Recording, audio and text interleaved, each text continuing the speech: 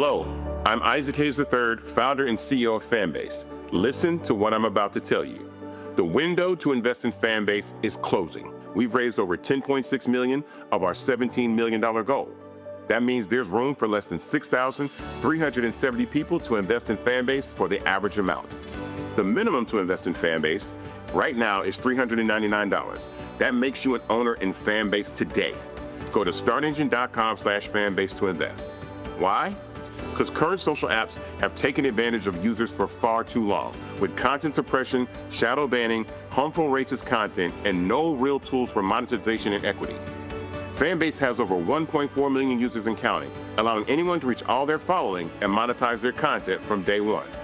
Social media is the new TV, and whoever owns the apps that distribute that content have the opportunity to own potential billion-dollar companies.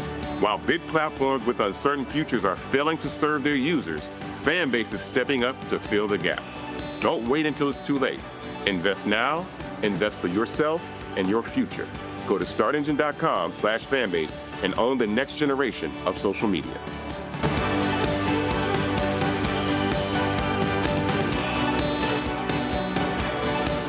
Folks, Black Star Network is here. Oh, no punches! I'm real revolutionary right now. Support this man, Black Media. He makes sure that our stories are told. Thank you for being the voice of Black America, Roland. Stay black. I love y'all. All momentum we have now, we have to keep this going. The video looks phenomenal. See, there's a difference between Black Star Network and Black-owned media and something like CNN. You can't be Black-owned media and be scared. It's time to be smart. Bring your eyeballs home. You dig?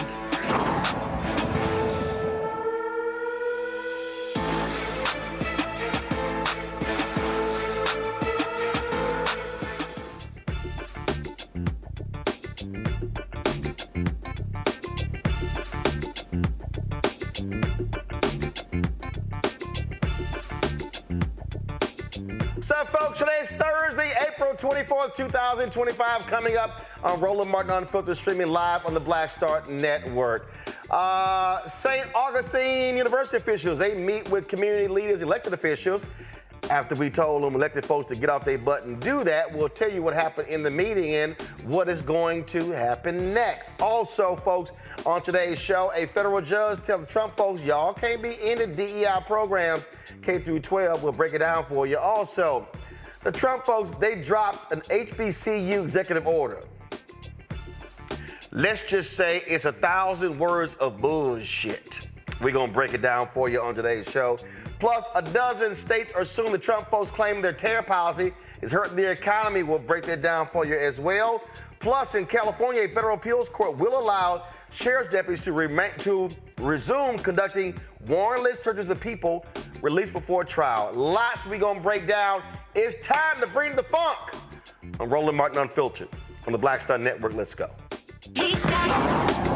Whatever the miss, he's on it. Whatever it is, he's got the scoop, the fact, the find. And when it breaks, he's right on time and it's rolling. Best believe he's knowing. Putting it down from sports to news to politics. With entertainment just for kicks, he's rolling. It's on go, roll, y'all. It's Roland Martin, rolling with Roland now. He's funky, he's fresh, he's real, the best, you know he's Roland Martin now.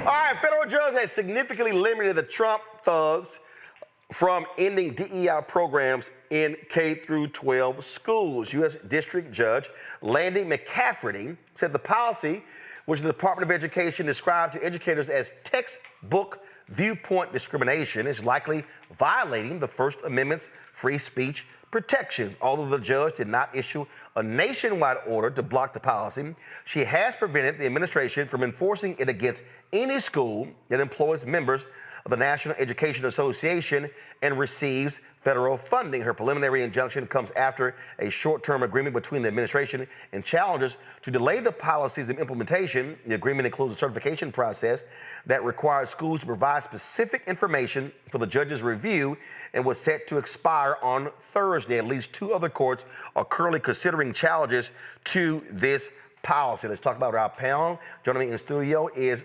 Tiffany Dean Lofton. She got way too many damn titles to talk about, so she's on the show. Glad to have her here in the studio. Dr. Greg Carr, Department of Afro-American Studies at Howard University out of D.C. Reese Colbert, the host of the Reese Colbert Show on Sirius XM Radio out of D.C. as well. I'll start with the educator on the panel, Greg. Look, it's real simple.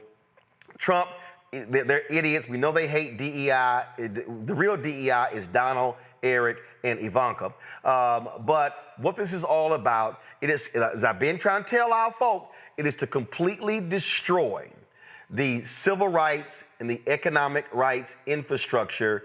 That's what they want to do. They're attacking textbooks. They're attacking teaching. They do not want education being taught that actually is the real American history. They still want that fallacy that white educators have been teaching for more than 100+ years. You're on mute. Okay, thanks, Roland. Now we got you. Thank you, brother. Yes, sir. You're absolutely right. And we know that this was what was always going to happen in terms of process. You know, as we've been saying all along, you know, there's a 5-letter word, C-O-U-R-T, and there's a 10-letter word, injunction. That was always going to be, and this will always be the role of the courts, particularly the federal courts. When they put that clown, when they read those executive orders that he hasn't read in the Oval Office, and they stick those pieces of paper down in front of the clown, and they give him his little crayon to scribble his signature on, and he holds it up with that stupid look on his face. That's all a distraction. Some of the stuff may slip through, much of it won't, because it is unconstitutional. As the judge said today, District Judge McCafferty said, the letter doesn't even define what DEI is. And so it absolutely violates First Amendment. And of course, John Roberts has been taking a hacksaw to the First Amendment for decades, allowing some things like corporations and billionaires to control federal elections. That was the thing that set all of this off, the Citizens United case. And this Roberts court has clearly favored this concept of association over the Establishment Clause. There's no establishment of religion. And so finally, what they've been trying to do is 2 things. Number one, on the First Amendment case, they've been trying to push their worldview as the normative standard in this country, and anything that doesn't agree with it as somehow being oppressive. That's falling apart in the courts. The second thing, which is a little bit more murky, they're trying to use our tax money as the weapon. That is the whole Project 2025 agenda, to use our tax money. So we're going to take money from you if you don't follow our worldview, follow our ideology. But ultimately, I think that's going to fail in the courts, too. You know, look, Tiffany, you are working to organize and mobilize students across the country. You were the president of the United States Student Association, right? USSSA. And I keep telling everybody what this is all about. This is an absolute blowback from May 25th, 2020. George Floyd gets murdered, and you had young white people, Latinos, Asian Americans, woke about the realities of this country. And these folks, no, we got to shut this down. Absolutely. So in 2021, they attacked Black Lives Matter. 2022, they attacked CRT. They ran people around the country for school boards, Moms for Liberty, and people were asleep. They were not woke, and that's how they took over those school boards. 2023, it was woke. 2024, it was DEI. They do not want white children learning the truth in this country, and so their whole deal is we got to wipe all this stuff out of K through 12 to keep them ignorant. Not only that, 2008 to about 2016, so for 8 years, there was a very strategic right-wing campaign to dismantle how students on campuses across the country, college campuses across the country, spend their student fees to fight for advocacy and to do lobbying at the statewide and the federal level. So what that did was it prevented students from being able to advocate and fight for quality education, stopping tuition increases, protecting diversity, equity, and inclusion, and et cetera. The problem with this is that there is nobody so far that Trump has appointed or added to his team that I approve of that has supported public quality higher education. The fool that we have now, who's Secretary of Education, is a complete loser and bozo, and I don't trust anything. A wrestling executive. A complete loser and bozo, and has no affiliation with higher education except for the fact that she served on a board in Connecticut somewhere, even though she is aspiring to be an educator and a teacher. And so if we're talking about an advisory board that the White House is now saying that they want to implement to support HBCUs, I think it's a complete photo op and joke, since you have already attacked diversity, equity, and inclusion on our college campuses across the country. You have not given any more money to HBCUs, and now you want to add business leaders, community leaders, and educators that you will choose to be on the board. Let's be clear, Roland, I was not only the president of the United States Student Association, I was also the youngest person to be appointed to the commission at the White House under Obama's administration for the White House Initiative for Educational Excellence for African Americans. If you want to do this right, you don't just appoint people that you want to tell HBCUs what to do. You ask the HBCUs what they need, and then you give them what they need by having them be the advisors. We're going to talk about the HBCU executive order in a moment. This judicial ruling, Reese, again, is critical because what this is about is they want to attack K through 12. They want to attack what is being taught kindergarten through the 12th grade, because they understand you are speaking to the hearts and minds of young folks. That's what this is all about. This is about attacking the educational infrastructure. That's what they're trying to do. Yeah, I mean, well, first of all, it's about indoctrination, right? The states already have so much latitude over what kind of things are being taught in schools, hence Florida saying that enslaved people got valuable skills they benefited from slavery, and Texas calling them workers and things like that. So I think that this is also about creating the pretext of being concerned about the curriculum, and really it's a way for them to target the Black and Latino and underrepresented communities with funding. The federal government steps in to bridge that gap between what the state provides and what the kids need, because they don't have rich parents who have high property taxes that go towards school funding. And so this is, on its face, obviously an attack on the First Amendment and on freedom of education, but deeper than that, it's another way that they're leaving no stone unturned to take money away from our communities and our schools. Well, absolutely. That's what you see going on here. And people just need to understand that they're not stopping. Let me say it again. They're not stopping. And I think too many people, Greg, and we keep talking about it, we talk about checking out of the process.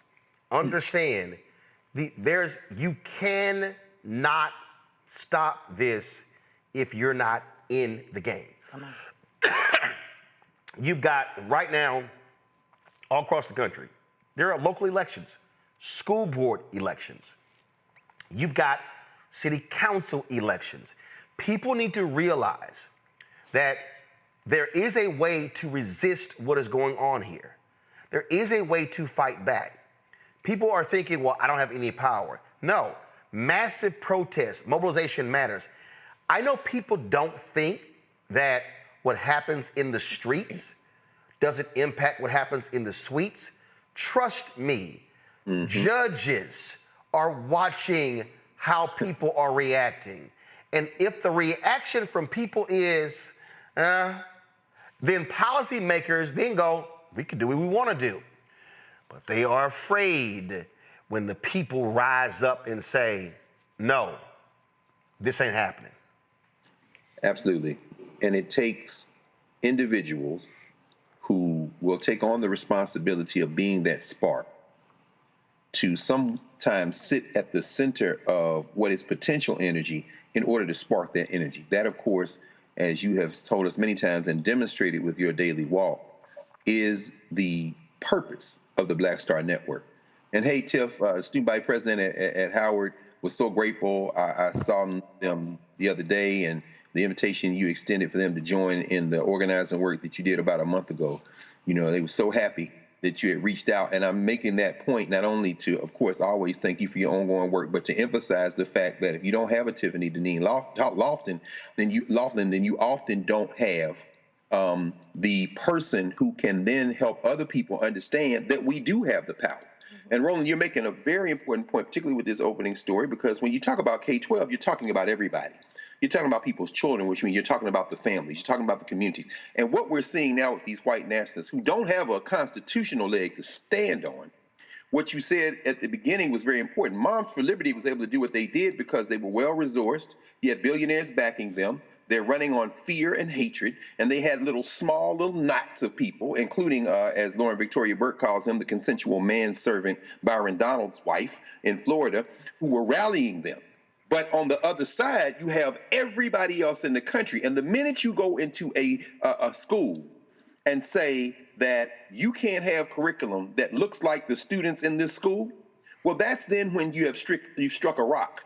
Because now you've struck not only that child, but you struck her parents, you struck her families and her communities. And then the potential becomes even heightened to organize. And as Kwame Ture would say, organize puts in place. But without those anchors, without those people like you and Tiffany and all the people doing that work, it's more difficult. But guess what?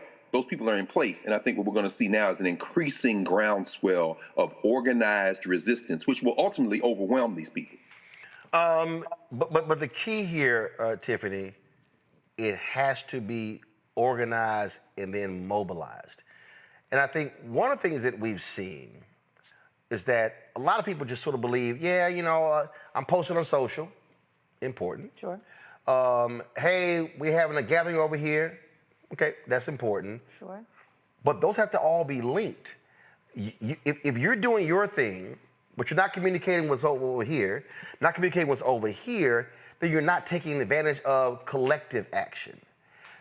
What we're dealing with here, yeah, while these battles are happening in the courts, while these civil rights groups are suing them in the courts, you still have to have people right now, end of April, you got May, another 6 months this year, then you're getting ready for midterms. That's right. You got elections happening in November in certain states. People have to, this is the moment where the organization and mobilization has to be happening to build up to that point. Let me say two things. One, I didn't get to say hi to my friends, so I just wanted to say hi, Reese. I miss you. I love you, and I can't wait to meet you in person soon. And Dr. Carr, hey, my love. And Dr. Carr, thank you. Not only for always supporting me, but also for the relationship that we have to be able to pull Howard University into the conference that we just did. We had 150 students. We had 62 legislative meetings, 39 campuses across 18 different states. And I'm just so overwhelmed and excited about the young people who are ready to continue to take action, both on the state and the national level. Roland, I really have to thank you and your entire audience, all of the fans, all of the viewers, all of the organizers and supporters of the Roland Martin Unfiltered show, because they were able to make that conference happen in the first place when we had that impromptu session.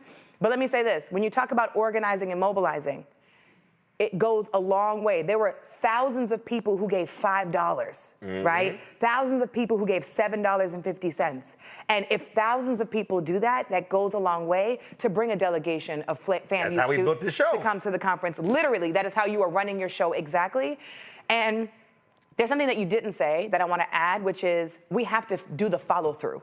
Right. We can't just do the pieces of mobilizing, and the pieces of organizing. Not only is it all connected, we have to finish what we start. And so part of the conference and part of the work that we're doing, but even the work that we're doing if we're going to resist and push back and organize for elections, has to be right now is the prep time. Midterms, primaries are already happening. Education needs to happen. People need to find out what's going to be on the ballot. Are we having not only in-home discussions, are we talking about it on the Black Star Network, but are we also bringing it to community members and in our schools and our workplaces, in our unions, in our NAACP chapters, at our churches? Are they having those conversations? And when we have those conversations now in the spring, it gives us the space to mobilize not just people who are already engaged, but folks that we can bring into the fold so that way people are not surprised. Let me also say this.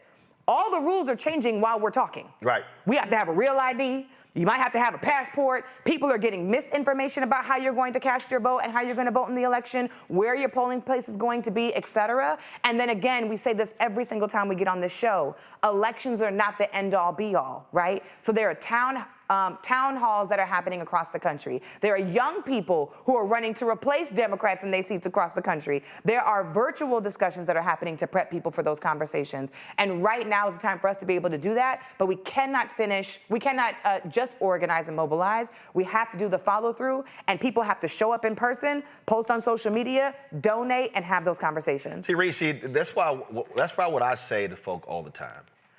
I say, listen, the event on Saturday is really important. What you gonna do on Monday? Right. See, I don't believe in the one-offs. Look, we had a massive number of people who watched us on March 4th. And I appreciate all those people. 250,000 live views. Record breaking. But here's the thing. What were they watching on March 5th? Because we were here. What were they watching on Thursday, March 6th? Because we were here. What were they watching on Friday, March 7th? Because we were here. And I say that because, see, I'm a firm believer that when we flex what we are able to do, ain't no excuse we can't do it again. And people need to understand, it's great to plan a march for a Saturday or a Sunday, but folk need to say, but what we doing Monday, Tuesday, Wednesday, Thursday, Friday, Saturday, and then the following Monday, and why are we gathering? What are we gathering for? What are we trying to achieve? And then when we achieve it, now what we gonna do next? That's really how we have to be thinking. So while the legal eagles and the warriors are doing their thing in the courtroom, we need folk in other forms doing their thing too. Yeah, absolutely. I mean, I think that you have 2 points that you made there. Number one, you were ready for that audience of 250,000 people, and you still did the work. Even when it became 250, whether it's 250, 10, 15, whatever, Roland Martin Unfiltered Black Star Network is here regardless. And so it's about recognizing that you got to be in it so that people can even access you when they're ready to access you. And there's cumulative work that allows you to stay in it and to be a go-to place for people to look for guidance. But the second point is the capacity that we have that we don't exercise. There you go. That 250, that says we got a whole bunch of capacity that we're not exercising on a daily basis. And I get it, people have stuff going on. Maybe people catch it on the replay. They didn't catch it live because it's less of an event when you can access it every day. But we have to start exercising our capacity. It's not that everything is our fault because we don't vote at 75%, 85%, 90%. We don't have to carry the country on our back. But for our self-preservation, we have to recognize that we haven't tapped out on what we're able to do. And as long as we have these tools in our toolkit, as long as the courts are holding barely, as long as we get to have more elections barely, as long as we get to run for office barely, we have to do more to exercise what we have before we fighting and clawing a whole different kind of ball game, which I know Dr. Carr warns us about all the time. And Tiffany, thank you so much for all the amazing work that you do. It's such a pleasure to be here with you today and to be with this esteemed panel. But I do want to pick up though on that particular the capacity point there, Greg, because I think it is one that we have to confront. Reese just said we don't want to have to carry the culture. I disagree. No, the country. No, here's the deal. I still disagree with that because here's my whole deal. If I look at numbers, if I just look at raw numbers, especially in places where we have a significant population, if we actually vote at 75, 85% of our capacity, we wipe other people out. See, if they stay here, and we're here, those vote totals wins. I was talking with a brother, a preacher, who asked me was I going to Reverend Sharp's National Action Network conference, and I said no. I said because I'm in my studio every day. I did. I was like, I said I got work here to do. I forgot we tell the truth here. Keep going. I don't care. The show is called Unfiltered. And he said that they were having a panel conversation at Friday called The Black Church in the Age of Trump. I said, that's a waste of conversation. He's like, what do you think we should be doing? I said, what you should do and say is we are going to establish a NAN organizing committee of black churches, specifically in North Carolina and Georgia. I said, because in Georgia, there's going to be a gubernatorial race, there are going to be statewide elections, and Ossoff, Senator John Ossoff, who is yet to come on this show, even though I helped get him elected on January 5th, 2021. Yes, I said it.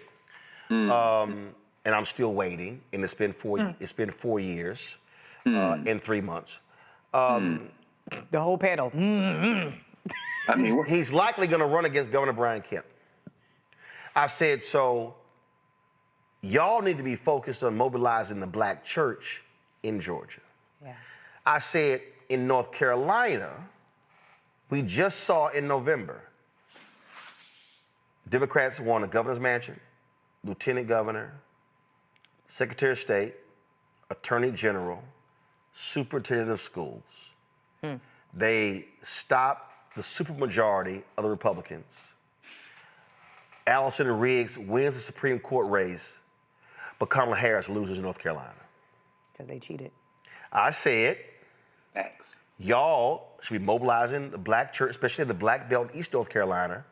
I said to take out Tom Tillis in 2026 and to defend the black woman Anita Earls, who's on the Supreme Court in North Carolina. I said, that's the focus. I said, that should be your conversation. I was trying to get him to stop thinking macro and having, and let me just be real clear, having I don't know if it's unuseful, non-useful is even a phrase or a word, but it don't mean. Waste of time. I'm not interested in black church and age of Trump, whatever, too broad. I said, we have to narrow our focus to achieve victories. And he said, I'm taking that to the panel. He said, to discuss. I said, that's where we have to be. I am not interested in these be-all, end-all, we talking about everything. I'm like, what we gonna do? I sat there at the NAACP Image Awards panel before the Image Awards in 2023. Leon Russell, the chair, was sitting no more than 15 feet from me. Jalen Rose was to my right. Kenya Barris was to my left. Kyle, who runs the Hollywood branch, I said, y'all, DEI is over. Now everybody looked at me like I was crazy. I said, I need y'all to hear. And they were like, dog, why are you so hyped? I said, because we're having bullshit conversations when the real stuff is happening and we act like we don't see it coming. Can I? Hold on, I'm coming to you. Sorry. But that was for Greg. Then you. No, I can keep mine short, Roland. As I've gotten older, I think I probably mellowed in this. I think that there isn't a one strategy. I have absolutely no investment in the United States as an ongoing criminal enterprise. That's the way I look at it. And I understand that everybody doesn't look at it that way, and I don't think that precludes operational unity and that kind of united front. I've been to the National Anecdote Network conference on a panel maybe 2 times since it's been on, and no time in the recent years. I do think that there is a group that kind of congeals around that, and there are people who get fed that way. We see, for example, this movie Sinners that is out, which the white Hollywood establishment tries to poo-poo, but we make our own choices. And Ryan Coogler, over the years, has built a reputation in our communities that will now sustain him and sustain the kind of work he does, which feeds us far beyond our communities. I'm saying all that as a prelude to say this. You have to be where you are. You're paying your position. I was watching an interview that our sister Tiffany Cross did with a journalist from France that she shot right there in the Black Star Network studio.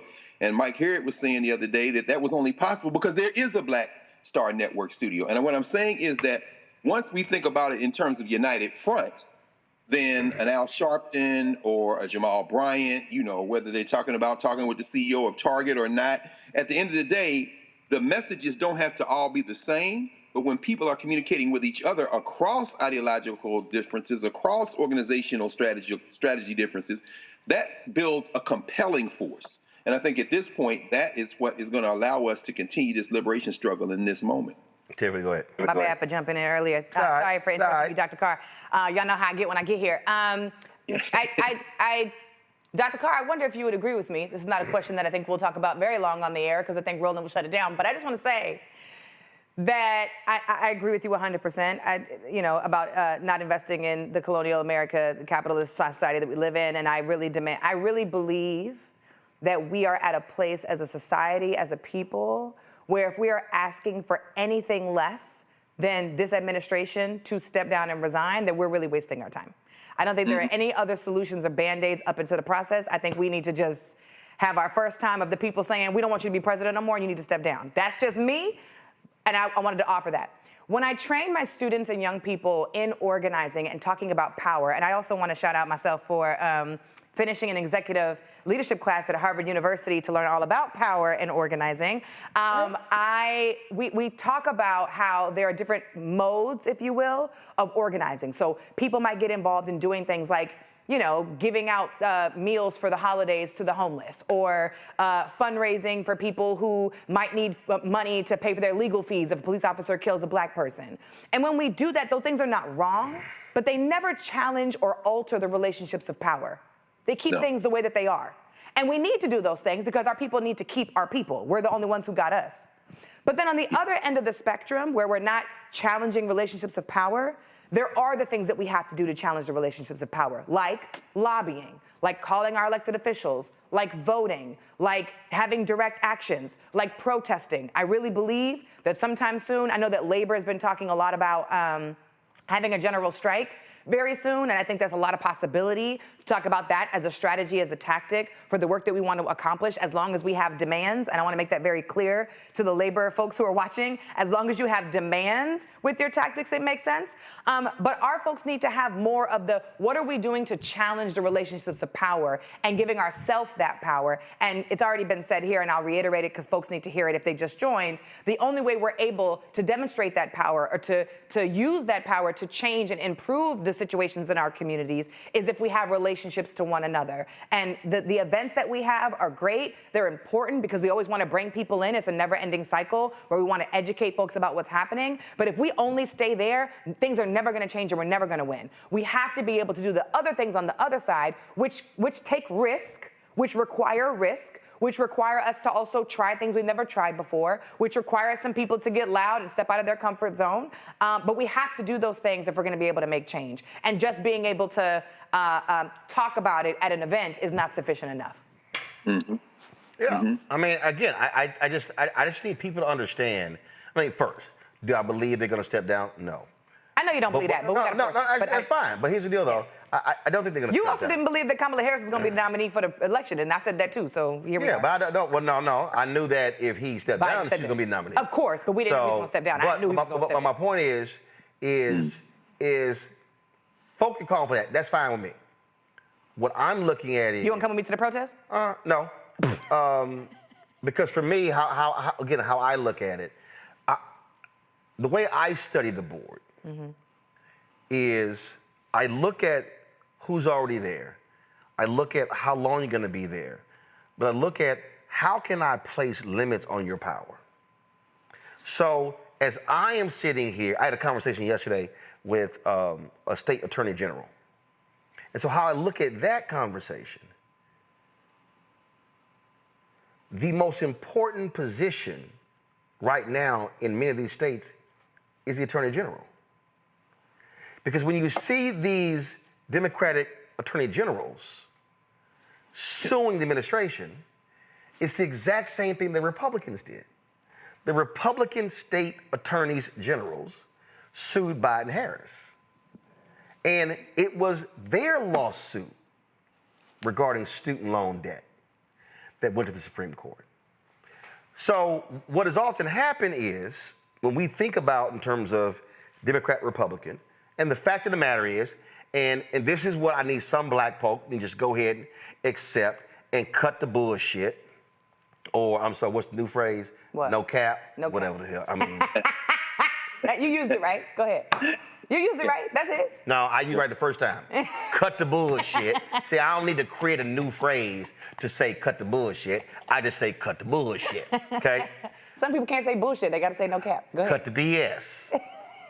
There you go. I say that because when you look at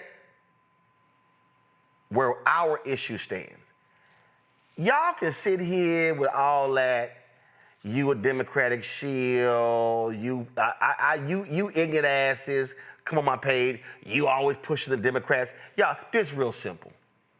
Who wants voting rights expanded and who wants voting rights curtailed? It's either yay or nay, it's either blue or red, it's either donkey or elephant. Y'all can sit here with the bullshit y'all want to, but that's the whole deal. Who actually believes in civil rights and then who doesn't? Who believes in due process and who doesn't? Who wants to allow prosecutors to withhold evidence to convict people and who doesn't? Who believes in reproductive rights and then who doesn't? I mean, we could just go through a whole lot of issues. So I'm not wasting time with you simple Simons and y'all silliness over, oh yeah, you should have tried to get us to vote Democrat. No, fool. I'm actually trying to get you to vote your interests. And what I'm seeing is people need to understand, if I'm looking to curtail power on the federal level, let me go back to what some of y'all simple Simons. See, I'm Scorpio. I don't forget nothing. I don't forget nothing. A whole bunch of you simple Simons who listen to these other simps with their YouTube channels, who love to declare that they are new media, but if all y'all add all y'all together, y'all still don't equal me. Yes, I'm being petty. All you simps, I remember when y'all said, these judges don't mean nothing. Oh, I'm petty, I'm King Petty. These judges don't mean nothing. Ketanji Brown Jackson, they don't mean nothing.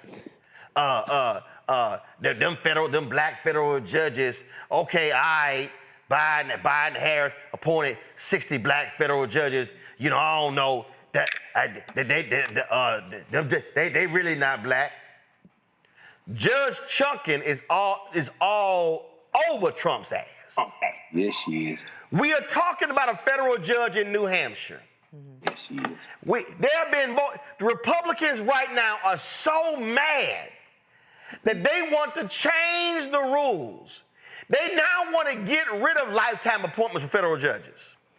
They now want to actually impeach federal judges. The same Republicans that praised one federal judge in Amarillo issuing an order that impacted Plan B, Peel all around America. Now they're like, no, one judge shouldn't issue an injunction that impacts the whole country. Oh, but y'all didn't mind it when y'all was there. Too many black people listen to these loudmouth, non-voting simps saying them judges don't mean nothing. And now y'all are seeing with your own eyes The power of the same federal judges. Right. And the federal judges that are ruling, a lot of them are conservative. The federal judges are ruling were appointed by Reagan and Bush. Some appointed by Trump because despite them being conservative, there are still a lot of conservative judges who actually believe in the rule of law. That's right. And they are not Trump apologists like Roberts, Alito, Thomas, Gorsuch, and Amy Coney Barrett. And I know I'm leaving one of them off, but they all the same to me. The point Kavanaugh. What I need people to understand is when y'all was shitting on folk like Reese and the black women who were out there protesting to have black women appointed to the federal bench, yes, that stuff don't mean nothing. Where are tangibles? Where are tangibles? Fool, that's a tangible. They are there for life. For life. For life. For life. And see, this is what I'm talking about, how I look at this whole thing. Right now, on a federal level, this is real simple. Take the House. So then Hakeem Jeffries has a gavel in his hand. If the Democrats control the House in January of 2027, no MAGA bill can get passed. That's right. I don't think we're going to make it. If Speaker of the House, if Hakeem Jeffries gets the gavel, y'all, in January 2027, they can drag every Trump secretary, every administration official down for a hearing. They can have hearing of the day. That's right. Y'all do Monday, we gonna do Tuesday. Y'all do Wednesday, we gonna do Thursday, Friday. Turn that shit into a daily TV show. That's right. Disrupt what they're doing. Force them to testify. That's right. And then you're preparing for 28. See, this is what I'm talking about. So while people are sitting here right now saying, man, we can't do nothing. We just gonna sit this thing out. We ain't gonna do, no. This is perfect takeover time. Mm-hmm. This is where I need black people, no matter where you live, going, okay, there's a school board election taking place in September. Okay, when is the filing deadline for the school board? Are these single member districts or these are at-large districts? Okay, it's 9 board members. If we take 5 seats, guess what? We have a majority of the school board. Let me go pull the last time they ran to see how many votes were each one of the people elected by last time they ran. And then when I pull that, let me now go pull the precincts voted and see, oh my goodness, the turnout in the last school board election was just 12%. So that means that if I move the turnout from 12 to 15%, we can win. Oh, I'm sorry. Okay, let's see here. Let me go pull the financial reporting form to see, oh man, that person ran for school board last time and all they raised was $12,000. Oh, right. That person raised $15,000. Okay, so if we go get us a slate and we run 5 people and then Tiffany said those $5 and $10, then we sit here and say, we have a target goal that we're going to raise $75,000 for the candidates who are running. So we're going to take that $75,000 divided by 5, that's $15,000 per candidate. That's how we're going to run. Now you take over the school board. For $75,000, you now control the whole school board, the budget, the hiring process, the curriculum, you control everything. That's right. Tiffany said, this is planning time. This is takeover time. And Reese, that's what I need folk to understand. Stop sitting here. He ain't going nowhere. We're going to fight him every single way. But where you are right now, you can take over that school board, take over that city council, take over that county seat. Look who's your state rep and state senator. I'm telling you, that's where the game is won. Absolutely. I mean, there are over 500,000 elected positions in this country. very little of in terms of the quantity of power is concentrated at the federal level. Obviously, they have an outsized influence, but there are all kinds of elections, parish, town, whatever the case may be. And too often, I won't even talk about Democrats because maybe you don't consider yourself a diehard Democrat. There are too many people that just don't even bother to run. I happen to be married to an elected official in our town. He's a commissioner. He was the first Black man to win his seat as commissioner, and he's won re-election a couple times since then. And so I see firsthand on a day-to-day basis how important it is to be involved at that local level. Yep. Now, I don't know if he'll be senator one day or anything like that, but at the end of the day, he's starting somewhere and he's impacting whether we get a park over here or whether we get, a speed camera here or whatever the situation may be, and he cares. And I know that there are people who care in all of our communities who can do something, but they don't believe that they can have an impact when the opposite is true. So if you want to see something change, you have to start by changing it. If you can't run for office, then hell, log into the Zoom. A lot of places are still doing Zoom meetings. Go in person. Just do something. If you do nothing, then you are just waiting for somebody else to take up the mantle, and we don't have that luxury anymore. Absolutely. All right, folks, we're gonna do this here. Go to a break. We come back. Oh, Lord, I got to talk about y'all this silly-ass executive order Trump signed regarding HBCUs. The short version of it is blah, blah, blah, blah, blah, blah, blah. That's the short version. I'll explain when we come back right here on Roland Martin Unfiltered on the Black Star Network. This week on The Other Side of Change. And this is a special episode that is near and dear to our heart, especially during Earth Month, where we're going to talk about how the environment impacts our everyday life and what you can do to help solve it. The issue is that the movement has not historically created a connection with us and has had narratives that really speak to our unique lived experiences and the environmental burdens and hazards that we experience. So there's really a narrative shift that needs to happen for the mainstream climate and environmental movement to really position itself as one that is for all of us. Only on The Other Side of Change on the Black Star Network. Next on The Black Table with me, Greg Carr. The enormous impact of race, education, and affirmative action in America, and how, believe it or not, white America is starting to feel a little bit of the pain. Dr. Natasha Warriku joins us with a case study of one suburban community and how it reacted when the minority students started to excel. And most people didn't say this explicitly, but was that, the academics standards are getting higher in part because of the Asian kids, and that is making our kids really stressed out. So we need to reduce the amount of homework teachers are allowed to assign. She shares a perspective that you don't want to miss. That's on the next Black Table, only on the Black Star Network. On the next, A Balanced Life, we're talking about the stress of stress and trigger warnings, looking at those areas in our lives where we often don't turn the page or turn the corner, but giving us the ability to really take a deep dive and look at who we are, the people around us, and the ways in which we're triggered. A lot of times we are so stressed out because we are trying to control things that are outside of our sphere of control. That's all next on A Balanced Life on the Black Star Network.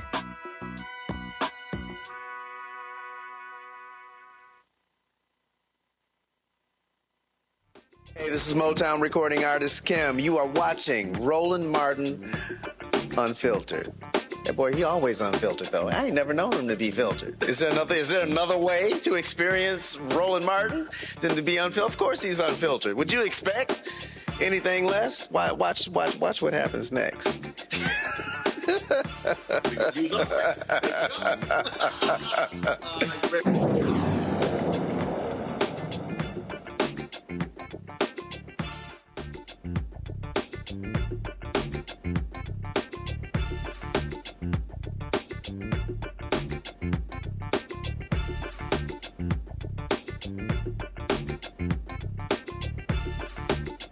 Folks, yesterday, the twice impeached, criminally convicted felon con man in chief, Donald Trump, released this executive order. It's called, go to my iPad, it's called White House Initiative to Promote Excellence and Innovation at historically black colleges and universities. It is 1,065 words of literally nothing. I mean nothing. By the authority vested in me, historically black colleges and universities remain integral. Yeah, we know all of that. It is the policy of my administration to support HBCUs in advancing America's full potential, fostering more and better opportunities in higher education, providing the highest quality education, obtaining equal opportunities for participation in federal programs, ensuring college-educated Americans are empowered to advance the common good at home and abroad, and making our nation more globally competitive. Oh, he's establishing the White House Initiative on Historically Black Colleges and Universities. It's going to be housed in the executive office of the president. Then, with executive departments and agencies, the president's board of advisors on historically black colleges and universities, blah, blah, blah, blah, to share, increase the private sector role, including the role of private foundations in strengthening HBCUs through enhancing institutional planning and development, fiscal stability, and financial management, upgrading institutional infrastructure, including the use of technology, to ensure the long-term viability of these institutions, and blah, blah, blah, blah, blah, blah, blah. Oh, but here's with President's Advisor, Board of Advisors of HBCUs. Here we go, we're going to do this here. Accountability and implementation and revocations. And here's the deal. Remember he said working with federal agencies. So what did he say? Executive Order of 14041, blah, blah, blah, blah. The White House Initiative on Advancing this is from Biden. The White House Initiative on Advancing Educational Equity, Excellence, and Economic Opportunity through HBCUs for Trump is hereby revoked. Within 14 days of the date of the order, the administrator of the Environmental Protection Agency shall terminate the historically black colleges and universities and minority serving institutions advisory council. Y'all, that is the only relevant thing in this executive order. The rest of it is BS. It speaks to nothing. It is a, what's they say? It's a nothing burger. It's nothing. It's literally 1,065 words of nothing. Zero. But I'll remind y'all, HBCUs got $17 billion from Biden-Harris. This is nothing. I don't know no other word to describe, Reese. I do. It's a phrase. Man, this ain't shit. This ain't shit. Well, it's propaganda. It's something that they can pump out to their disinformation ecosystem. It's something they can pump out to the tangibles crew, so they can take this and say, oh, look, Donald Trump is doing X, Y, and Z on this hand, while on the other hand, he's doing all of these things that actually undermine HBCUs, that undermine our communities. And so one thing that you got to tip your hat to Republicans is they know how to do propaganda.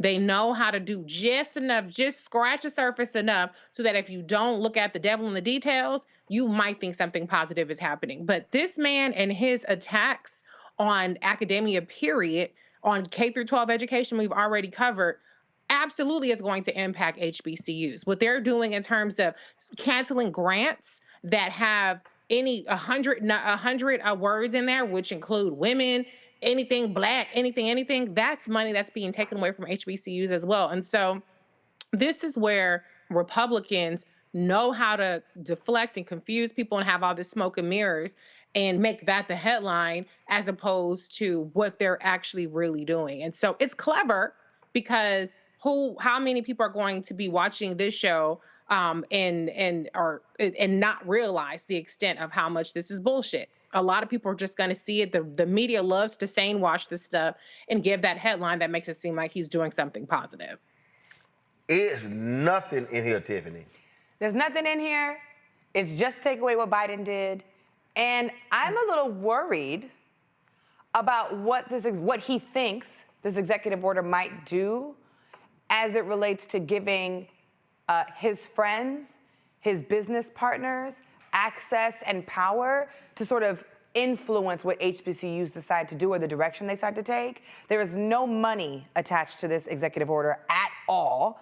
But there is some language about how Trump wants to create his friends or some business partners or community members. It does say students and alumni in executive order, but like, who gets to choose them? I got those kind of questions, right? It's not just like an executive order that says we're gonna create another council and get rid of Biden's council. My question is then, who gets to select these people, right? And if it's not the institutions themselves who are telling the president, which we've already been doing, to be clear, here's what we need, here's the resources and funding that we need, then that's the first concern that I have. The second concern is this: nobody at all should be talking about this executive order as a positive thing when Donald Trump is literally erasing and getting rid of diversity, equity, and inclusion across the country at every other institution. The two don't go together. You cannot say that you do not support and that it is illegal in the land of the law for diversity and equity and inclusion to exist, but yet you want to sit here and pretend like this executive order is supposed to help black students at HBCU, and historically black colleges and universities. The two don't make sense. So we're either going to support people of color and students of color, make education a right, make it a quality education, fund education, and support the students that are on this campus, and help the institutions so that they're able to make sure that their campuses are safe, or you're not. And what you have been doing is showing us that you actually don't give a damn about what's happening at HBCUs. So this is a joke. We can read between the lines of what you wrote. We know this is personal, you being petty for Joe Biden, and we can see for what it is. And our institutions have a responsibility. This is a call to all of our HBCUs. Our HBCUs have a responsibility to not pretend like this is a good thing and go along with the motions. We need HBCUs and institutions to stand up around the country, protect their institutions, and more importantly, protect their students and their faculty and their educators, and make sure that the White House doesn't get to play with HBCUs, pretending like it did something good, because that's exactly what he wants to do. So, Greg, there is a particular line in here I found to be of interest. Right here, let's see here. They're going to, wait a minute. I thought this one was pretty funny, okay? It's under the first section, under section 3, I need everybody to see this, it's H. Let me zoom in. It says, Greg, encouraging states to provide the required state matching funds for 1890 land grant institutions. Now, folks, allow me to remind you what happened under Biden-Harris. Do y'all remember September 2023 when the Secretary of Education, Miguel Cardona, remember when the Secretary of Agriculture, Tom Vilsack, when those two sent a letter to 16 states telling them that, oh, y'all have cheated HBCU land grant institutions out of $13 billion over the last 30 years. They found that only 2 states, Ohio and Delaware, actually didn't cheat the universities. That's the only ones. The other states, this is inside higher education, the other states' institutions had funding gaps between $172 million to $2.14 billion compared to their white counterparts. So, Greg, here is the question, and here's the funding gap, y'all. As you see, Tennessee is $2.1 billion. Greg, how many 1890 HBCU land grant institutions are in your home state? Us. Tennessee State. Yeah. The only urban institution, only public urban institution in Nashville. Middle Tennessee State is like Murfreesboro. So y'all better stop that shit. So it's, so it's 2.1 billion. Yeah. North Carolina, 2 billion. Yeah. Florida, A&M. Florida A&M, 1.973 billion. A lot of money, brother. Texas, 1.1 billion. Prairie View, Texas Southern, no question. Louisiana, 1.1 billion. Southern University A&M. West Virginia, 852 million. That's Virginia State University. Georgia, 603 million. Fort Valley State University, Albany State University, yes. Savannah State University, yes, sir. Alabama, 527 million. Alabama A&M, Alabama State University, yes, sir. South Carolina, 469 million. Oh, Bulldogs, South Carolina State. Yes, sir. You better Oklahoma, have the roster, Dr. 418 million. Oh, now let me think. That's Langston? Yeah, Langston University. That's right. Missouri, 361.5 million. That's Lincoln University, and that's also why it's just in St. Louis, Harris Stowe. Yeah. Arkansas, 330.9 million. Pine Bluff. Pine Bluff. Yeah. Maryland, 321 million.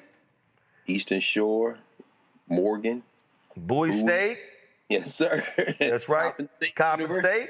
Virginia, 277 million. Oh, that's our frat brother down there, Abdullah, Dr. Abdullah. Virginia State. Norfolk State, Mike Vick, and them cats down there doing it. Mississippi, 257 million. Alcorn, Jackson State, absolutely. Mississippi Valley would have to go have a GoFundMe because they need the money. Forget them uniforms to play those damn $1 million games where the athletes get hurt. Absolutely. Kentucky, 172 million. Where the athletes get hurt. Yep. Go Thoroughbreds. Kentucky State University in Frankfort. That's right. So, no. Go back. So, here's my question, Greg.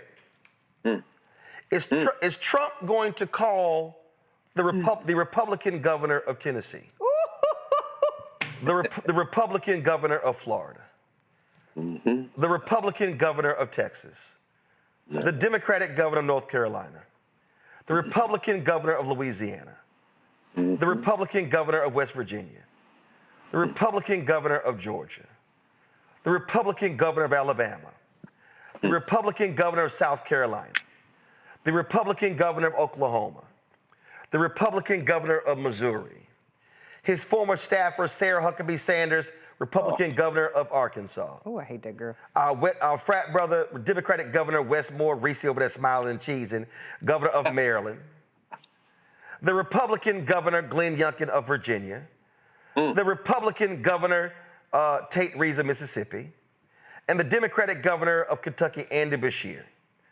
So of the 16 universities listed, only 3 of them have Democratic governors.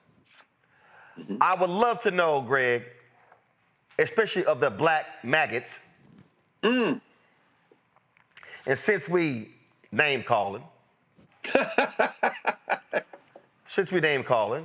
yes, sir. Here's what I want to know. Byron Donalds of Florida. Don't do it. Tim Scott of South Carolina.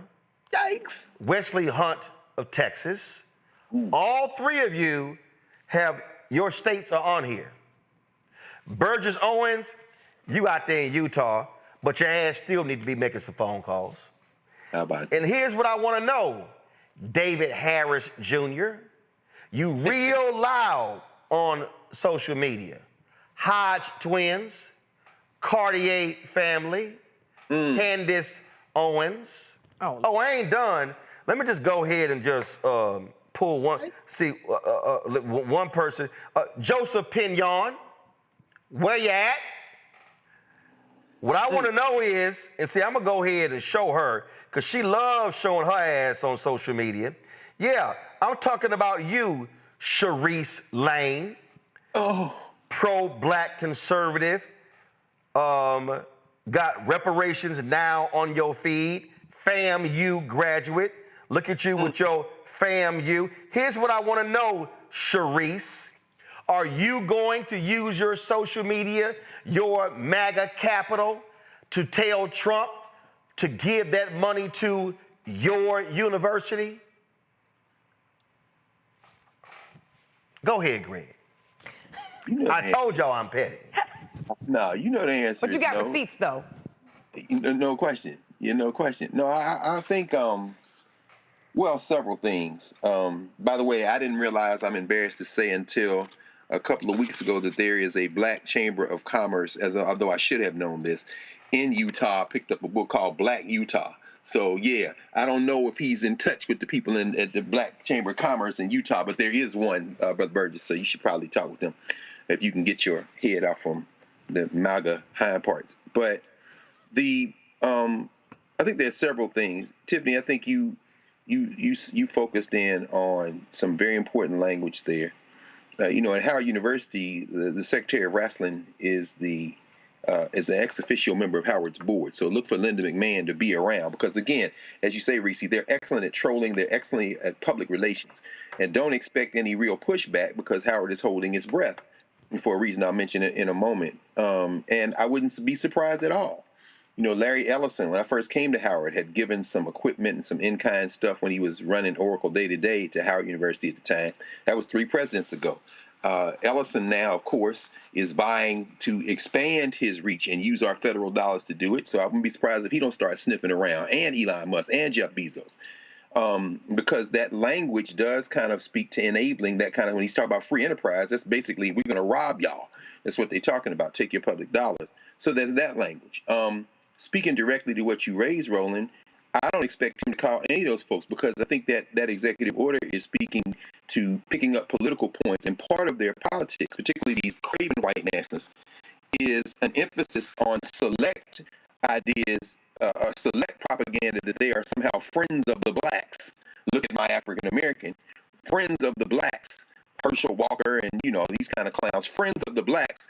HBCUs in some ways. Because remember, I think if memory serves me correctly, you can check with her directly, Roland. I think it was Omarosa was one of the people in his ear about moving that from the Department of Education to the White House, even though that had been done under previous administrations as well. But all that is a foreground to this. Separating black folk from other non-white groups in America, and shout out to all the descendants of slaves. Yes, I'm speaking to you, descendants of slaves who play into that blackface nativism and thereby weaken our collective efforts. By doing that, notice what was not mentioned in that initiative, in that executive order. And this is something that goes back to the previous administration. Separating the HBCUs from the other quote-unquote minority-serving institutions, the Hispanic-serving institutions and the tribal colleges, who have already complained again, saying, oh, so you're going to create an oppression Olympics between us and the blacks. I mean, this is all designed with that in mind. And there have been a couple of HBCUs that have said thank you in the wake of this executive order, thereby playing right into it. At least Kellyanne Conway isn't around to have her feet off on the couch while the Negroes are lining up the cheese behind the President of the United States. Now, all that is a foreground to this. He ain't going to call them because he didn't have to. The hillbillies behind the cotton curtain will continue to try to strangle the HBCUs. This is just rhetoric. Finally, I think it's important to understand exactly what both of y'all have said. And Reese, you kind of emphasized this. Just this week, it was announced, for example, that the federal government through the State Department, because Trump's trying to destroy the State Department, which, I don't really have mixed opinions at all. I think the United States is already is receding as a world power, and this is just going to accelerate it. And that might ultimately, in the long range, if we're smart enough to have some global solidarity, be a plus for us. But a story for another day.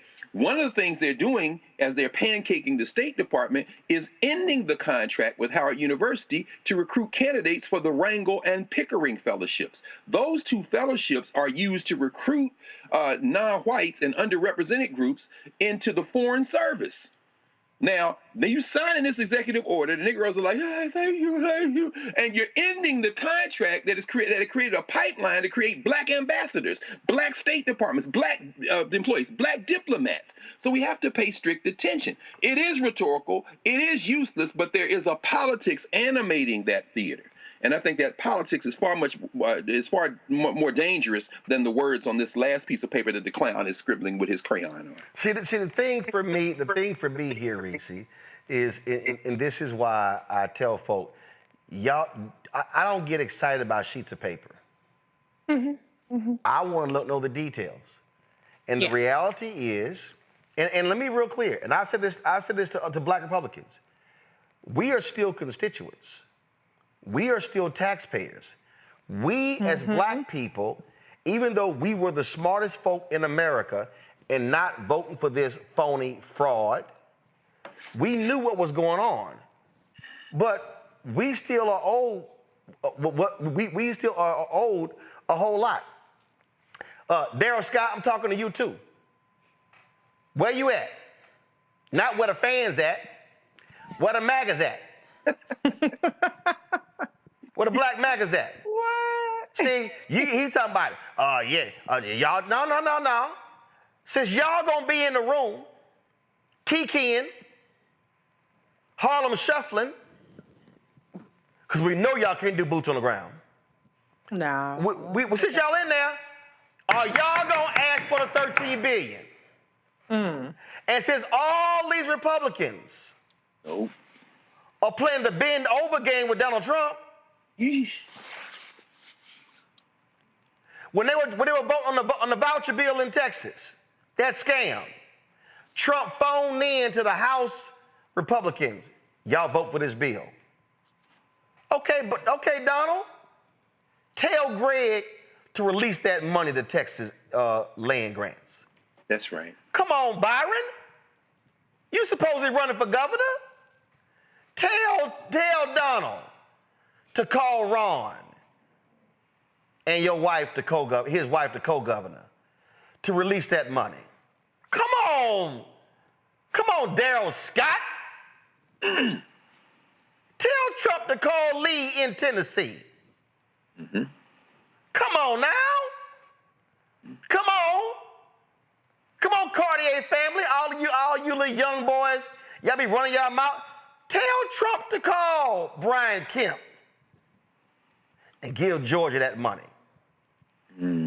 If all of you, and y'all don't like nobody, y'all can't stand when black people call out, question your ethnicity.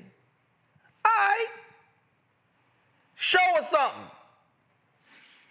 And if you're not gonna stand up for black people and ask for the money, y'all all a bunch of frauds. Reese, go right ahead. That's true. You did mention my governor, though, Governor Westmore of Maryland. So I just had to just let people know that in the fiscal year 25 budget, he doubled the state federal match for the 1890 land grant institution. There's only one left, to $4.8 million. Okay, so now, hold up. He frat, but this is old money. See, that's recent money. I need that old money. Because see, let me hear, that money we talking about, that was for a very specific 30-year period. I know what you're saying. So the HBCUs in Maryland should be getting that old money plus new money. But go ahead.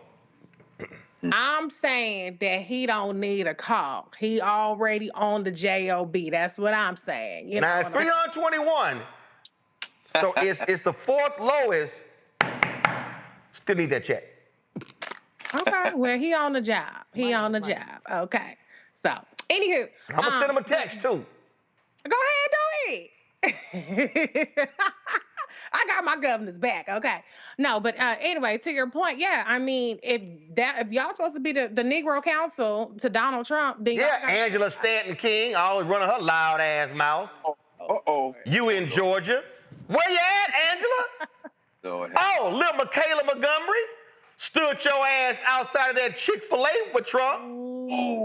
I ain't seen her. Brought your ass down to Revolt World trying to get loud with me. When y'all gonna ask for the $603 million? She tried to get loud. Reese, try to get loud. Man, girl, go sit your little country ass there. You called me out. You called me a lie. My parents were watching your show. Your ass lied. Say hi to the parents. But your ass lied. You calling somebody country with a cowboy hat on is hilarious. No, baby, hold up. You know, first of all, wearing a cowboy hat don't mean your country. I know, but I'm just saying. That means your ass got swagger. Come on. Reese, go ahead. It is a nice hat. You information. I don't know if you want a cowboy Carter later or what. But anywho. This is my coat. I'm rocking this Cody James. Going right. I had my Stetson on the other day, but going right ahead. Where your fan at? No. That shit is not. Don't hate on the fan. You ain't gonna never see my ass with a fan. Let's be real clear. Wait a minute, I'm gonna send you the clip. Let's be real clear. No, let's be real clear. You didn't have no fan. Let's be real clear. When 803 Fresh said where the fans at, he talking to y'all. He talking to the ladies. Okay, when it's time to clap, let me be real clear. Ladies clap with fans. We clap. Reese, go ahead. Okay. I'm gonna see the video. Yeah, well, you know, I want to go back to Tiffany's point earlier about this whole notion of oversight. You know, a couple weeks ago, Roland, we talked about what was happening with one of these universities where there was this terrible loan of sorts that they were trying to... St. Augustine. I'm going to deal with their ass in a minute. Go ahead. Okay, there you go. And so I'm just, the wheels are turning and I'm thinking about how this oversight, and the one thing they always try to attack HBCUs on is their finances. And so I don't like the idea of them getting their tentacles more in these institutions. To Tiffany's point, again, there's no money associated with this. So you're increasing oversight with people who are not disinterested parties. And then the other part of it that does not compute is their whole emphasis on public partnerships. When this administration is suing or threatening to sue and investigating corporations for DEI, any kind of DEI programs, that doesn't really compute with increasing partnerships from the private sector. And so there are so many things, actually their entire platform outside of this EO completely contradict any notion that they actually have earnest intentions here on improving HBCUs. Well, again, Greg, real quick, then we'll go Tiffany. No, just very quickly. The one that we should be paying attention to, even though I think it's completely illegal, is the executive order he signed yesterday going after the accrediting bodies. Understand that every university has to have accreditation. For Howard and the Mid-Atlantic states, it's Middle States. For most of our HBCUs, it's SACs. What they want to do now is expand the number of bodies that are able to do accreditation, and they want to, he used the phrase, prevent ideological overreach. It's going to be illegal, but what they are now doing, he's calling the accrediting bodies his secret weapon. If they can figure out a way to withhold funding, meaning Pell Grants and student loans, to university accrediting bodies, man, listen, that is the battleground. Because if you lose your accreditation, we saw it at Morris Brown, we've seen it different places, that means that you can't get federal loans or Pell Grants to go to school. And that is the one that Russell Vaught and them boys in Project 2025 are taking dead aim at. I just wanted to mention that. Thank you. Go ahead. The only thing I wanted to add, Roland, is when you talk about the MAGA, what'd you call them? Maggots. The maggots. I tried to write everything down. Between M-A-G-A-O-T-S. No, I know how to spell it, but I'm thinking between MAGA maggots and what Dr. Carr said earlier, the hillbillies behind the cotton curtain. I just feel like everybody needs to tweet that and tag both of them in it. I just want to name, when we're talking about power, back to what you said earlier, the reason why we're not going to see, to be clear, any of the people that Roland listed call Donald Trump and ask him for this $13 billion is because they know that if they did, Donald Trump going to tell them no. And the people on that list are the folks who appreciate pretending like they have access to power by conforming to white supremacy and doing their best to act like white people, but they have no power to get what they actually need or what they actually want from Donald Trump. So I'm glad we have a network and a space where we can display the hypocrisy, call them out and tell them to tell Donald Trump what to do, because this is what he wrote in his executive order. But to be very clear, the reason why you're not going to see any of these people respond to the call to action is because they know that if they try to attempt to call Donald Trump, he going to look at them and laugh and say, get out my face. He ain't giving nobody no money. And these folks don't have the power like they think they do, just because they're pretending and conforming to white supremacy and conforming to Donald Trump and making America great again does not mean that they actually have the power to get what they want. I would love to see, and I will support, I would love to see them call Donald Trump, have a meeting with them and say, look, this is what you wrote in your executive order, $13 billion on the list. Here are all the land grant institutions. Here are all the states that we're in. How are we going to move this money and hold these people accountable? I would love to see them do that. But you ain't never going to see it because they have no power. Donald Trump's not going to give them the time of the day. He's not going to allow them to schedule a meeting with him. He's not even going to take their phone call, okay? So continue to put pressure on those people, but let's make sure that when Roland is calling those folks out, that we're paying attention to the why it's not happening. It's because they do not have power. They are performing.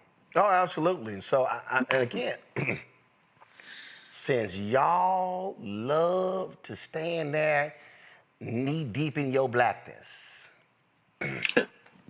y'all love to talk about Frederick Douglass was a Republican. Y'all love to talk about, it was Democrats who created the KKK. All historical facts. But I got to remind y'all, we know exactly who's supporting Confederate monuments today. Ooh. Your boy Trump and the Republican Party. If y'all claim y'all are real, be a modern day Bob Brown. Be a modern day Arthur Fletcher. That's right. Or you're going to end up really being a modern day Stephen from Django. Who that on that nag? Don't do it. Don't do it. Don't do it. Who that on that nag? Don't do it. Hey, brother. Yeah, I said it. Let me go to break. When I come back, I'm talking about the drama at St. Augustine's University. We'll talk about that next. Y'all support the show.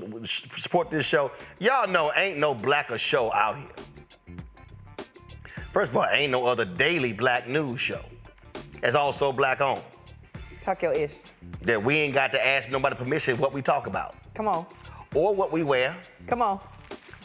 Or, well, I ain't gonna go there. Who you have on the show? Y'all want to support us? Y'all contribute via Cash App. The QR code is right here via Stripe. Pull it up right here. You can also, of course, support us by sending your check and money order. And make it out to Roland Martin Unfiltered. Not Uncle Roro, not Roland Martin, not Unfiltered, not Black Star Network. Make it out to Roland Martin Unfiltered. P.O. Box 57196, Washington, D.C. 20037 0196. PayPal R Martin Unfiltered. Venmo's RM Unfiltered. Zelle, Roland at RolandSMartin.com. Roland at RolandMartinUnfiltered.com. We'll be right back. Next on the Black Table with me, Greg Carr. The enormous impact of race, education, and affirmative action in America, and how, believe it or not, white America is starting to feel a little bit of the pain.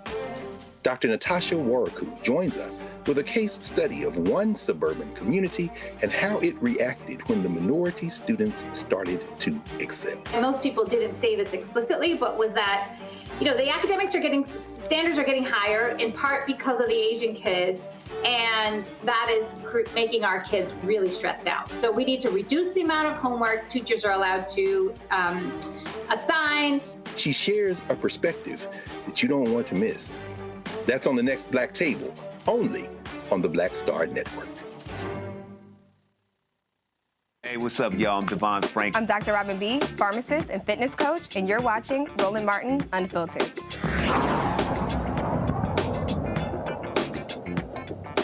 All right, folks, remember we had our town hall in Raleigh for St. Augustine's University. This was April 11th, and you might remember that North Carolina State Representative Abe Jones, and he was on the panel, and I was asking him a series of questions, and City Council member from Raleigh, Corey Branch, was in the audience, and everybody was pointing at his audience. I'm like, come on up here. And I challenged them on political leaders needing to call a meeting with St. Aug leadership to talk about the drama and what the hell's going on in that school. In case y'all missed it, y'all know I'm real black. This actually happened. Attempted to have any conversations with this interim president and the board of trustees about what has happened and what their plan of action is? Yes, I have. And I've had a conversation. What happened? So I had a conversation with the acting president, and in that conversation he keeps saying, we have a plan, we're working through a plan, we have a way to have funding. That's what he's telling me. Okay, so that's the conversation I've had with him. He said we have a plan. Yes. He has not shared the plan to me. So how do you know there's an actual plan?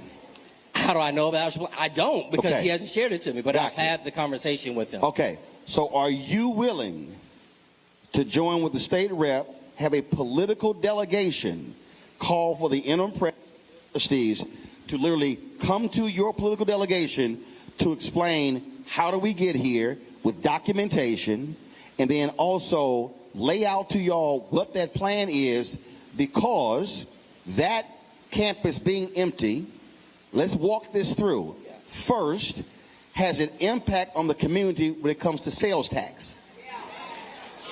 It impacts the businesses around there. The condition of the university is now blight.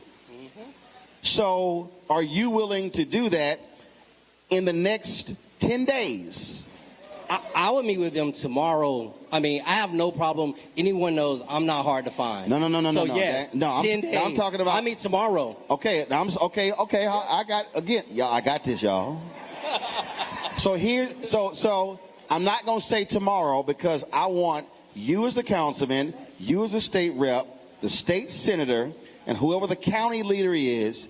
I want the four of those individuals. You can put the mayor if you want, but if not, that's fine. But the four to put that letter together and send it to that president and that board of regents, that board of trustees, and say, we are requesting that meeting, a face-to-face meeting with them to get all of those answers, because as the duly elected representatives of the people, since clearly they're not going to talk to the people, if they choose not to talk to y'all, then y'all really know how they feel.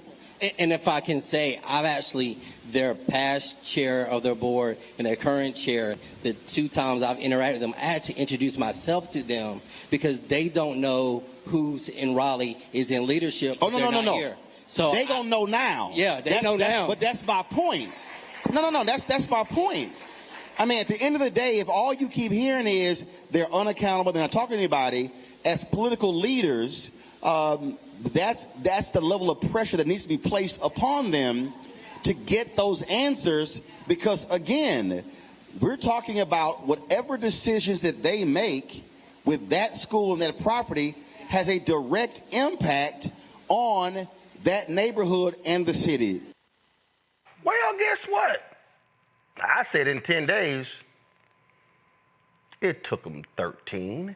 They had a meeting today. It took place in the office of State Representative Abe Jones. The invitation-only meeting was between President Dr. Marcus H. Burgess. You know, he ain't got time to come on our show, but he can go talk to white media, WRAL. Board Chair Brian Boulware. He ain't responding to us to come on the show as well, but glad he showed up to a meeting. Board member Charlotte Clark Turpin, Representative Jones, Raleigh City Council member Corey Branch, community activist and select alumni. Now, Jones nor Branch was available to join us tonight. We're going to keep calling to discuss what happened in today's meeting. We contacted St. Augustine for a statement about the meeting because they will never agree to appear on the show. They did not respond to our request. Y'all know we're going to email y'all every single day. And there'll be 26 students graduating from St. Augustine's unless they fail to pay the $164,000 in unpaid tuition, fees, and other expenses that could hinder them from receiving the diploma. The school is literally asking for donations to help these students pay off their debts. You know, I understand, Greg, that, you know, one of the political folk wasn't too happy that I was pressing them like that. Tough, you ran, got elected, suck that shit up. But this is where something that for me, I am never going to apologize for. I am not going to allow any HBCU to come to the community, please help us out, please support us, we need donations, but then you don't want to come tell the people how you are spending your money. What can I say, brother? That is, that's one of the great challenges, the T word in HBCU culture. And I won't restrict it to HBCUs, but I went to an HBCU. I've worked at white schools and black schools, and I spent the last quarter century at Howard and traveling the country, spent a lot of time in a lot of different HBCUs with a lot of my colleagues who are often alongside the staff, the least regarded when it comes to these issues, and that's the faculty. So I can say that transparency is maybe not a different challenge at HBCUs, but certainly there is a distinction to be made. And I think a lot of it has to do with black culture, regardless of how we want to define that broad and sometimes amorphous concept, and it can be distinct from each other depending on where we are.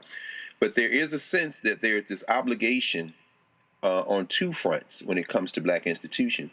One is to, quote unquote, not wash our dirty laundry in public, which has some value to it, but not in all instances. And I think this is one of the instances where it doesn't, even as we know that St. Aug and Shaw sit within spitting distance of the North Carolina legislature, and those hillbillies down there want nothing more than to get their hands on both those campuses. So that's one. And the second one is this idea that we should just trust authority, whether it be elders. In many ways, HBCUs are run like the black church. Whoever the pastor is, just shut up and follow and march in line, and we see how that works out.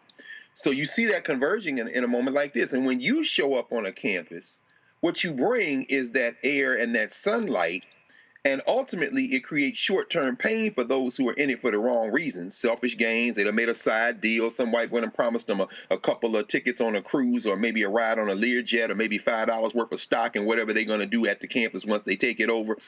Well, they're scared of hell as hell for you to show up, and they should be. But in this case, I think it's challenging on this front, finally. Now that it has been opened up, as you said earlier, when we were talking about being involved and not just organizing, but mobilizing and then sustaining efforts, what happens now that it has been opened up?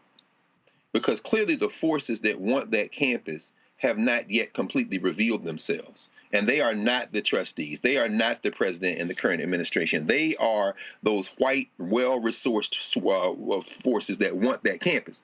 Once you've opened it up, do they jump in and say, yeah, we need transparency, and why not? We ain't talking to you.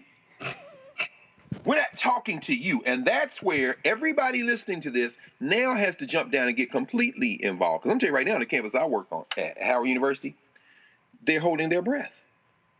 You know why they're holding their breath? Because until and unless we all get involved and engage in surrounding and supporting these HBCUs, they feel like when they call you downtown, you got to dance on the head of a pin. And then people say, well, why y'all doing that? Hey. Transparency is going to be your only protection. So thanks for opening us up, Roland. I suspect this won't be the last HBCU campus you're invited to do the same thing. I just think, Tiffany, for me, it's very simple, and that is we had family and students and alumni saying, man, we can't get answers. After we did that, we had a pastor from Detroit who said he'd been trying to get answers to his $50,000 scholarship. Couldn't nobody give him answers. And guess what? After he came on our show, all of a sudden, he got an email from the president saying, hey, can we chat? Now, he couldn't get no call before. See, so all the folk who, see, again, now Burgess won't come meet with us, but guess what? I'm going to stay on your ass. There's something that I want your followers to pay attention to. So we talked about mobilization, we talked about follow through, and we talked about power. Now I want to talk about direct ask, because what you just did in that town hall was really important. You said, where's the plan? He told me he has a plan. And you could have stopped there, but because you've been— Oh, hell no. I know, but this is, if people don't know what a direct ask is, it'll go over their head. You see what I'm saying?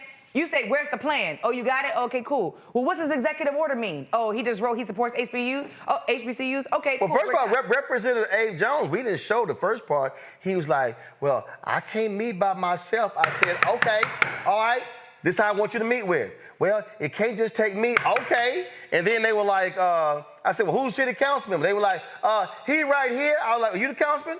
Come on up here. See, we ain't about to sit here and play this game. You can't. And people want to have performance events, performance conversations. People want to stay safe. They don't want to be held accountable.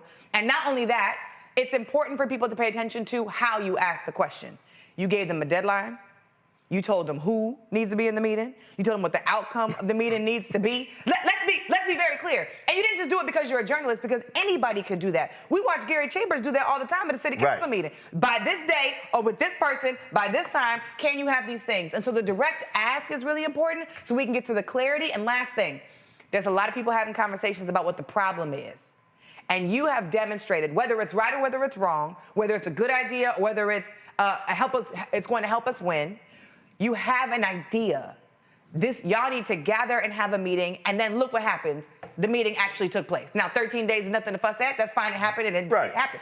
But the follow-through needs to happen. And if they're not responding to you, they're not telling you what happened in the meeting, they're not telling you what the outcome of the meeting is going to be, what the next steps are, then we have a problem. But you asking the question directly and not just saying, do you have a plan, and then stopping and taking his word to say, yeah, we think we have a plan, it's fine, I haven't seen it, is almost like somebody saying, yeah, we got Santa Claus. I ain't never seen him, but we got Santa Claus. We have to be able to push people and ask the direct questions so people can give us direct answers so we can get what we want. Because see, here's the biggest thing for me. This is real basic for me, Reese. Don't come. See, I apply this to everybody. That's true. Anybody can do it. I apply it. Listen, my philosophy is real simple. If you do good, I'm going to talk about you. If you do bad, I'm going to talk about you. At the end of the day, I'm going to talk about you. And all I'm saying, the problem that I have, the biggest problem that I have is I cannot watch or let somebody come to us, woe is me, we need help, we trying to get our accreditation, can y'all make some donations? When somebody, listen, Tiffany know, oh, we trying to get these students from Florida A&M. How many? Lord have mercy. How much y'all trying to raise? He did that to me. She's like, well, we're gonna keep the conversation going. Dr. You sit over. had to pass me a note card and a pen so I can do some math on the paper. You sit over there and count. I'll come right back to you. See, this is real simple. And superseded the goal. Come on. I'm just saying, my deal is, this is not that complicated. Don't come to me and say, no, we need donate. How much?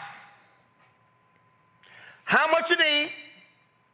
Where did the last money go? Who's over the money?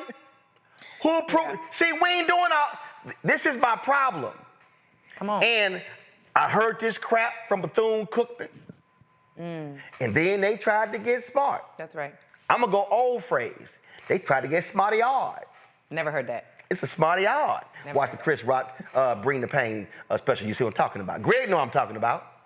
Oh, you one of them smarty-yard brothers. Yep, I'm a smarty-yard brother. That's what I am. And I sat there and I was like, they were like, well, since you got all these questions, why don't you come to campus? Which day? I've been waiting for you to invite me. All you had to say Then they went, tell me to come. he coming. Yep. Then we picked the day. Then we found a location. Then the Bethune-Cookman people pressured the church to cancel the town hall at their church. Y'all thought I wasn't gonna find a second church? Ooh. Found a second church. Then the students told me, they like, ooh, they've been cleaning up shit. They've been painting. They've been cutting stuff. No, they yeah, sure did. The students didn't tell you that. What does that Ida B. Wells sign say over there on the other side of my studio?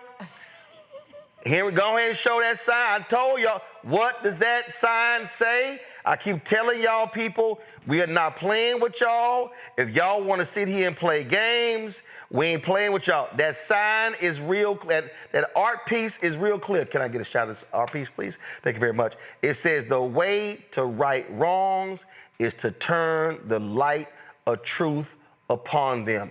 And Reese, I'm telling you, telling you right now, Reese, to the board members and the president, the interim president, keep ignoring my calls. Do not be shocked if I show up at your house. Pull up. Yeah, well, one thing about you, Roland, you're going to put your money where your mouth is, and at least you're asking questions, you're making the ask in a way that's constructive. This isn't a rag on HBCUs. You know, like you said, you do good, you talk about them. We had Dr. Kimbrough a couple weeks back talking about the great work that he's doing down there at his university as well. And so the bottom line is, if you don't want people in your business, don't put them in your business. You don't get to come and ask for money and think that I ain't gonna audit your ass. Come on. It's like your family member. Reese, I need to borrow 1,000. For what? Automatically, I'm gonna run you down. I'm gonna run you down. But then I see you on Instagram at a birthday party with bottles, and I'm like, wait a minute, I thought you needed $1,000. What's going on? Listen, I had somebody, Reese, Tiffany, and Greg, I had somebody doing some work for me, and they asses were not sending the stuff to me, and I'm on Instagram, and I'm seeing your ass with hashtag LA Nights. I said, oh no! Your ass took a trip to LA, and you having a good ass time on my money. Busted. The moment I saw them post, I sent a text. I better see your ass at 9 a.m. on Monday, and I pulled everything I asked for. I need to see a. Oh no, you ain't gonna be flossing on my money and not turning in your homework. Hold them accountable. Reese, go ahead. No, but I mean, look, at the end of the day, don't give people any ammo. You know, if you don't give people any ammo, they ain't got no reason to talk bad about you. And so when you handle your business, when you come up with a plan, saying you have a plan is not a plan. What are the specifics around the plan? As soon as you involve more people in the day-to-day things, unfortunately, you have to be more transparent. If you were just handling it, then you could just do secretive because everything is handled and people don't pay attention when everything is under control. So this is one of those things that's self-inflicted, but I'm glad that there's progress being made because obviously there has to be some impetus for progress. I hate that it has to be that way sometimes with some of our institutions, that it's got to be some drama, it's got to be some hand wringing and all that other kind of stuff. But listen, at the end of the day, if it's problem solved, that's what counts. People need to stop focusing so much on this notion of how you deliver the message. As Dr. Carr pointed out, oh, you got to keep stuff in-house. People need to focus less on, how abrasive it is, the tone and all that kind of stuff, and focus on, did we get to a solution? Did we move forward? Right. Did we move the needle forward for the students and for the longevity of these institutions? Because be very, very clear, right, whether it's at the state level or at the federal level, HBCUs are going to be under more scrutiny than ever before. And see, when somebody said, I ain't like your tone, I ain't like your leans. Yikes. Yikes. I ain't like your tone. I ain't like you not paying faculty and staff for 6 months. My God. I ain't like your tone. I ain't like health insurance not working. I ain't like your tone. I ain't like you not paying the black-owned landscaping company for cutting the grass on the 100-plus acre campus. I ain't like your tone. I ain't like you telling students they owed money when they didn't owe money. See, this is real simple. Reese just said it. If you don't want nobody in your business, handle your business right. Period. We have black folk. St. Aug has been the last place of refuge. Yes, sir. For a lot of black kids in North Carolina, Chicago, St. Louis, and other places. Yes, sir. And I'm gonna say this again, what I said that night. I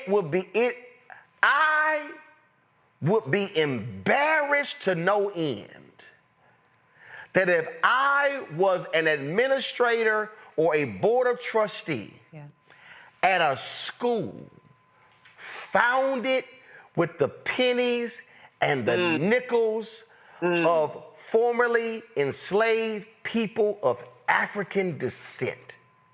Rolling. If those black warriors, mamas and daddies, and sharecropping and picking cotton and selling fruit and the black tax 65, 70%, eating beans, one piece of meat in a bowl, and they survived Reconstruction, 92 years of Jim Crow, all of that. My God. And for your ass to get to 2025 and the school has lost accreditation and you owe millions of dollars and you out here signing deals with interest rates, predatory interest rates of 24 and 25% when you got a white man sitting right there in North Carolina over a $5 billion fund who was going to give you a loan at a lower interest rate, and your ego says, how dare you say that the board chair and board members need to leave in order for me to give the loan. That ain't no different when I looked at my now deceased sister's then husband. I said, if I'm gonna be sit here and pay the bills of my sister and my 4 nieces, you could take your punk ass out of this apartment because I'm not gonna pay for the AC and the lights and the food, and you lay your sorry ass up here and you ain't paying nothing. Oh yeah, no. My wife, I left the family breakfast, went to the apartment, my wife started praying.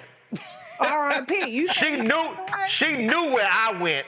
She started praying. That's a praying woman. She said, oh, I know where he went. She started getting bail money. Yep. It's the same thing. If I gotta bail your ass out, then your sorry ass gotta go. That's literally what he said to Brian Boulware, the board chair. Cause your ass ain't figured this out. And hell, I done pulled up so much information on Boldwell on how many businesses that he had that he now don't have, and the stuff that he lost. If you can't take care of your own personal finances, how the hell are you gonna take care of St. Aug's? See, I done told y'all, don't. I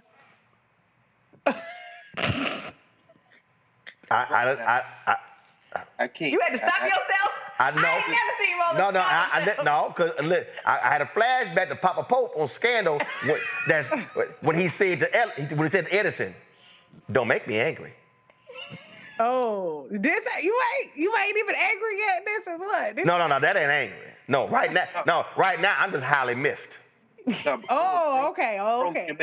You're making a very important point, brother, that I'm sitting here stirred up. Like you said, I spent my whole life at black institutions. The only time I wasn't was when I was in graduate school and I was teaching starting out, and then I came to Howard. When you start talking about what our ancestors did, brother, it's very hard. It's very hard for me to hear this and not be moved. I don't think any of us can. Y'all see that out of all the books in just this room, that whole shelf at that top, those are the history of the black teacher organizations in this country, all of them in the South. And when you talk about sacrifice, they gave it all. There should be no black institution that has anyone in leadership who does not only thoroughly understand that history, and I'm here to tell you as I look in this camera, that they don't. That they do not. If you put a gun in their mouth and someone blow your brains out, if you cannot recite the deep history of this institution, it'd be a lot of dead HBCU presidents, a lot of dead board members. But that having been said, when you don't understand the sacrifice, and an elder said this to me maybe about 5 years ago about the nature of HBCU boards. He said, when you look at the HBCU boards, not just the ones that were started by black schools, black institutions like the AME Church and the Baptists and these things, but the ones that slowly became black over time, those first black board members at HBCU boards that had once been all white, they were institution builders. So you go to a place like North Carolina, the head of North Carolina Mutual Insurance was sitting on the board. When you go to Mississippi or Alabama, these people who had built institutions, who had done like what you're doing, but building institutions. Then this person told me somewhere in the 80s and 90s, you start seeing that generation as they are dying out, as they are becoming ancestors. The people who start coming on those boards are employees. The first Negro to work here, the senior vice president Negro here. And it doesn't those institutions, but they think differently. It's different when you've built something than when you're an employee. And so now their desires for the institution, they still want black people to do, and they will sacrifice it. But what they think about it's in terms of employability. Well, we need to cut this from this program, or we need to move here. What jobs are in there? All important conversations, but they don't have the commitment in the same way. And now where we are finally at this moment, we got people who should be nowhere near boards of trustees. Boom. We got people who should be nowhere near academic leadership at academic institutions who say, we got to run this like a business. Yes, there's a business dimension of it, and that's very important, but you're not an educator.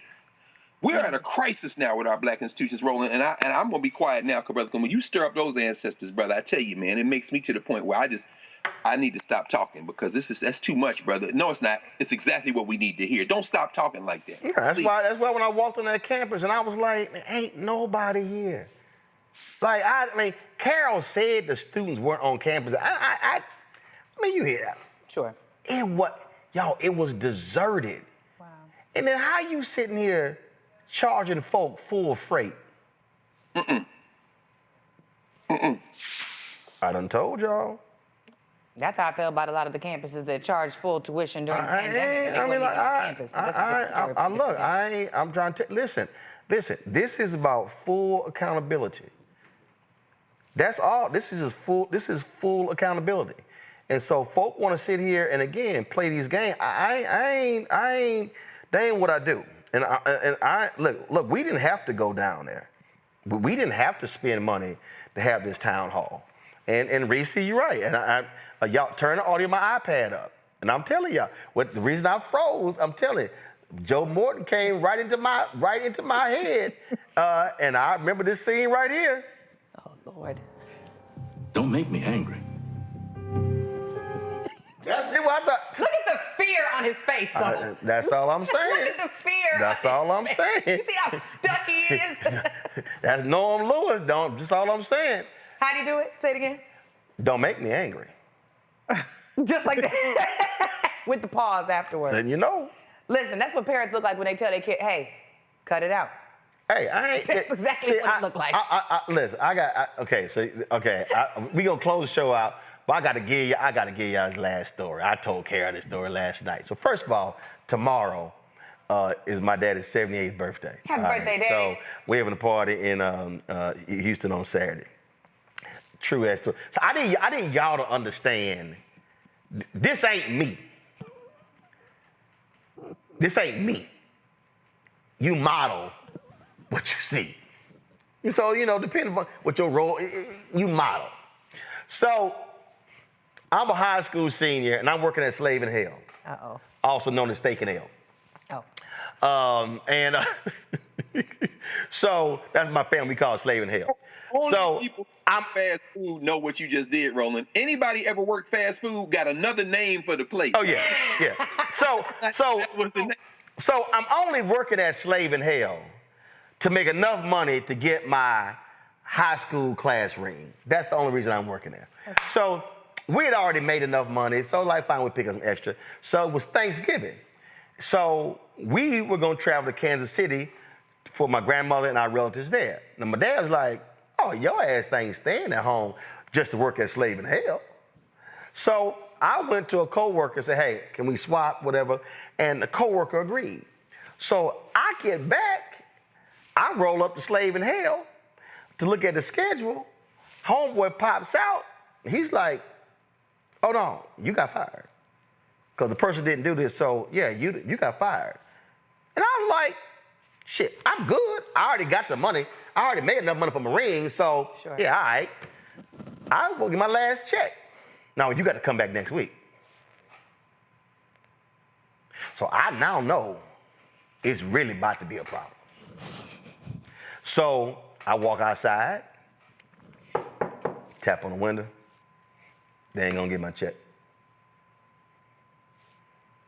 This engine, shit. Yeah. Shit. Turn the ignition. Y'all, this is 100% true story, y'all. We all know what that means. This is 100% true story. We all know what that means. Yes, ma'am. This is 100% true story. He turned the engine on. Because he thought she was going to be quick, so the engine was still running. He thought she was going to go in there and get it, come back. He get out. So my dad got his jeans, he got a cowboy boots on, and he got a cowboy hat. He do. Reginald Martin Sr. So you walk in, you walk in. See the hostess, she got a blaze on. I'm crying. You the manager? He took his hat off? This the look. Oh, Lord. You the manager? Death stare. She's like, no. No. No. No, sir. No, sir. Let me go get the manager. So and shout out your way. so she go get the manager. He walks out. Hi, what got? Henry, you going to zoom that camera out? Y'all, I ain't no actor. I gotta act this out. He pops out. What can I do for you? I'm crying. No! Playing with the hat. Y'all, I'm not lying, y'all. I understand you won't give my son his check. Not even looking at him. I'm gonna need you to give my son his check. Oh, not the side look. Homeboy. We'll be right back. I'm gonna go get the check. I'll be right back. Yeah, exactly. Yeah. No. It gets better. It's one more. So he comes out with the check. Mm-hmm. Tiffany over here crying. I really am. He comes out with the check. Reaches out and hands the check. Take this envelope. I want you to reach out and hand it to me. You know, my dad went.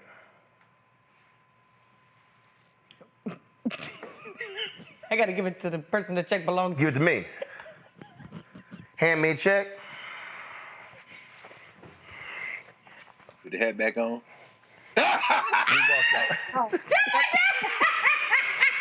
Y'all, straight ass. Didn't even say thank you, just walked out. No goodbye, no thank you. No, nothing. So I'ma need. That's like an old cowboy movie. That's crazy. So I'ma need any of y'all who are wondering how I roll. Yes, sir. Now y'all know. The apple don't fall from the tree. I just want y'all to know. Oh my God, that was funny as hell. I just want y'all to know. That was funny. I want y'all to know. Y'all, that's straight as 100%. How much was the check? Shit, girl, I don't know. I think like probably don't matter. Like $132 or something. It wasn't even. It wasn't. I mean, it was like 2-3 weeks worth. Like 2-3 weeks worth of work or something. I don't know. Man, that was. Because he'd have been going to the cash register. Hey. Listen. Yeah. Straight up. Straight up. The rotation of the cowboy hat, though. Straight up. Right. And y'all gotta understand. I'm standing here looking at the white manager going. Oh, you in trouble, baby. I'm like, you about to have a problem. See what I'm saying? And then I'm saying, I'ma leave this Negro alone. Yes, sir. That ain't happening. Yeah, So that's the minute he stopped twirling that hat, he was gonna do something else with that right hand. That's Didn't even look up. Hurry and up. my man handshake and he went.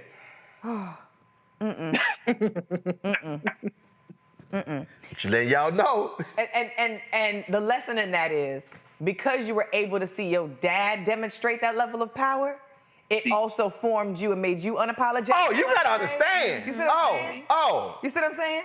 So all 250,000 people watching you, whether it's in one show or whether it's over a span of time, get that courage, that courage. No, I ain't. Y'all got. Listen, I'm gonna need y'all. Your daddy was really the one interviewing at that town hall. That wasn't really even. Yeah, that wasn't me. You know what? This is how. Happy birthday, Dad. This is how I'm gonna put a bow. Come on this show. How we started the show. Mm-hmm. This right here is gonna encapsulate all of this when you understand how you when you are active and involved. Come on. How you use that to get what you need. Come on. So I'm a freshman at Texas A&M. Brother's a sophomore. My sister goes to a high school for help freshmen in Houston. Small school. You gotta have a 3.0 to get in. She takes the SAT. I don't know, she did 1,400. I don't know what the hell it was. But because she wasn't top 10%, wasn't high enough. So she applies, she gets denied. So Gail, I remember, his name was Gail T. Wood. He sat all admissions letters. I go meet with Gail T. Wood. Now I need y'all to hear, I was a freshman in high school. No, freshman in college. I was freshman in college.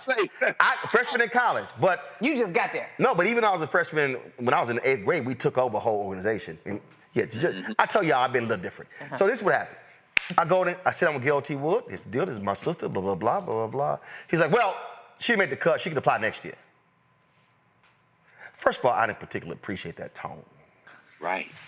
And he didn't fully factor in everything that I said.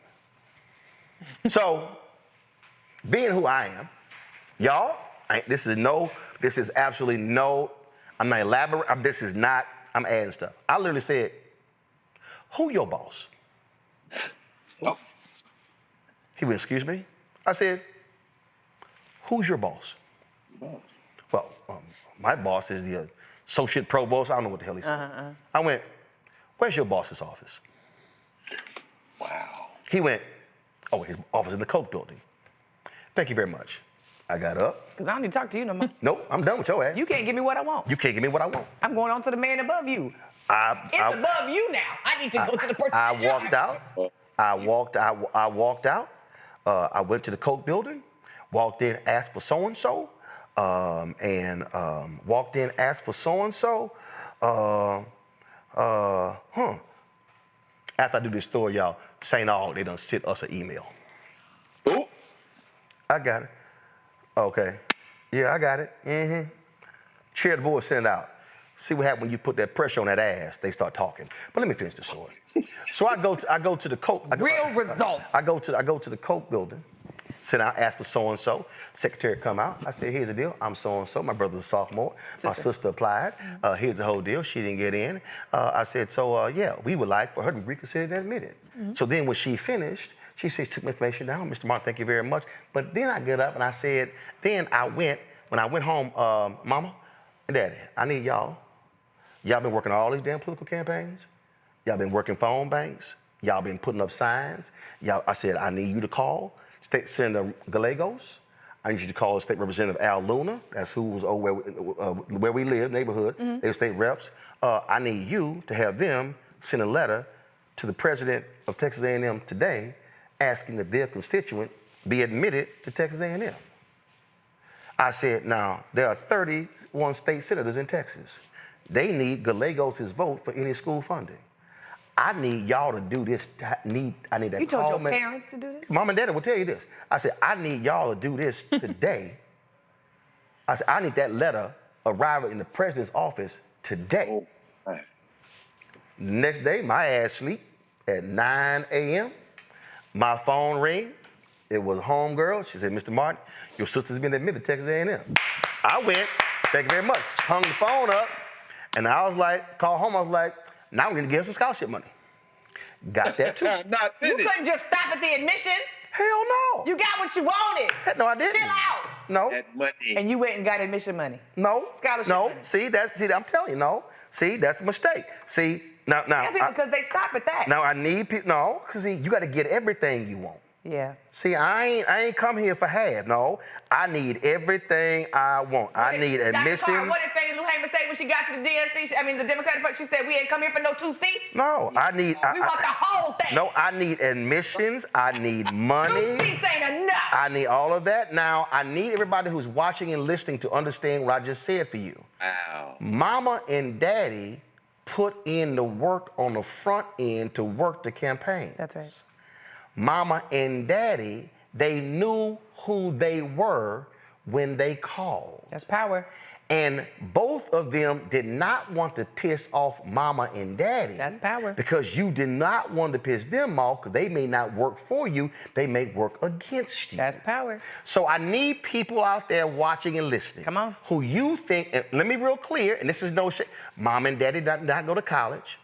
Mom and Daddy were high school graduates, but they worked in the community. They had jobs, took care of their families, but they cared about the community. They weren't rich. They were not donors. They were workers. So too many of us, we don't understand power. We don't understand leverage and influence. And so because of their work, they were then able to make the call. And the political folk responded. Now, because I knew, remember how I'm always talking about connecting the dots? I knew how the dots were connected. That's how that thing happened. Come on. See, and so then when Tiffany just said, y'all need to turn my iPad audio up. When Tiffany said, well, that's all? You wanted else? What was that scene from Malcolm X? Let me go to the iPad. Y'all turn, I done told y'all to be ready. I tell you, turn the audio up. Here we go, listen. All right, break it up. You got what you wanted. No, I'm not satisfied. All right, break it up. You got what you wanted. No, I'm not satisfied. I wasn't satisfied. Come on. And that's where a lot of us make the mistake. We get satisfied with a crumb and it ain't a meal. Right. So let me go ahead and read what was sent to us. This was a statement that was... You're not going to say hi since they watching? Go ahead. Yes. Hey, say all. How y'all doing? Say it again. Oh, no, it's not. There's no... Oh, let's see if this is it. Since... And let me be real clear, y'all.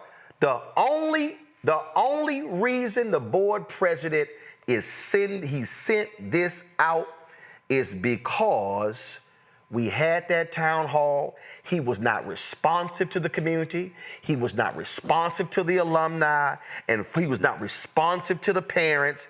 And so this thing is dated April 24th, and the only reason this went out is because they had that meeting with the political leaders, which I called on them to do.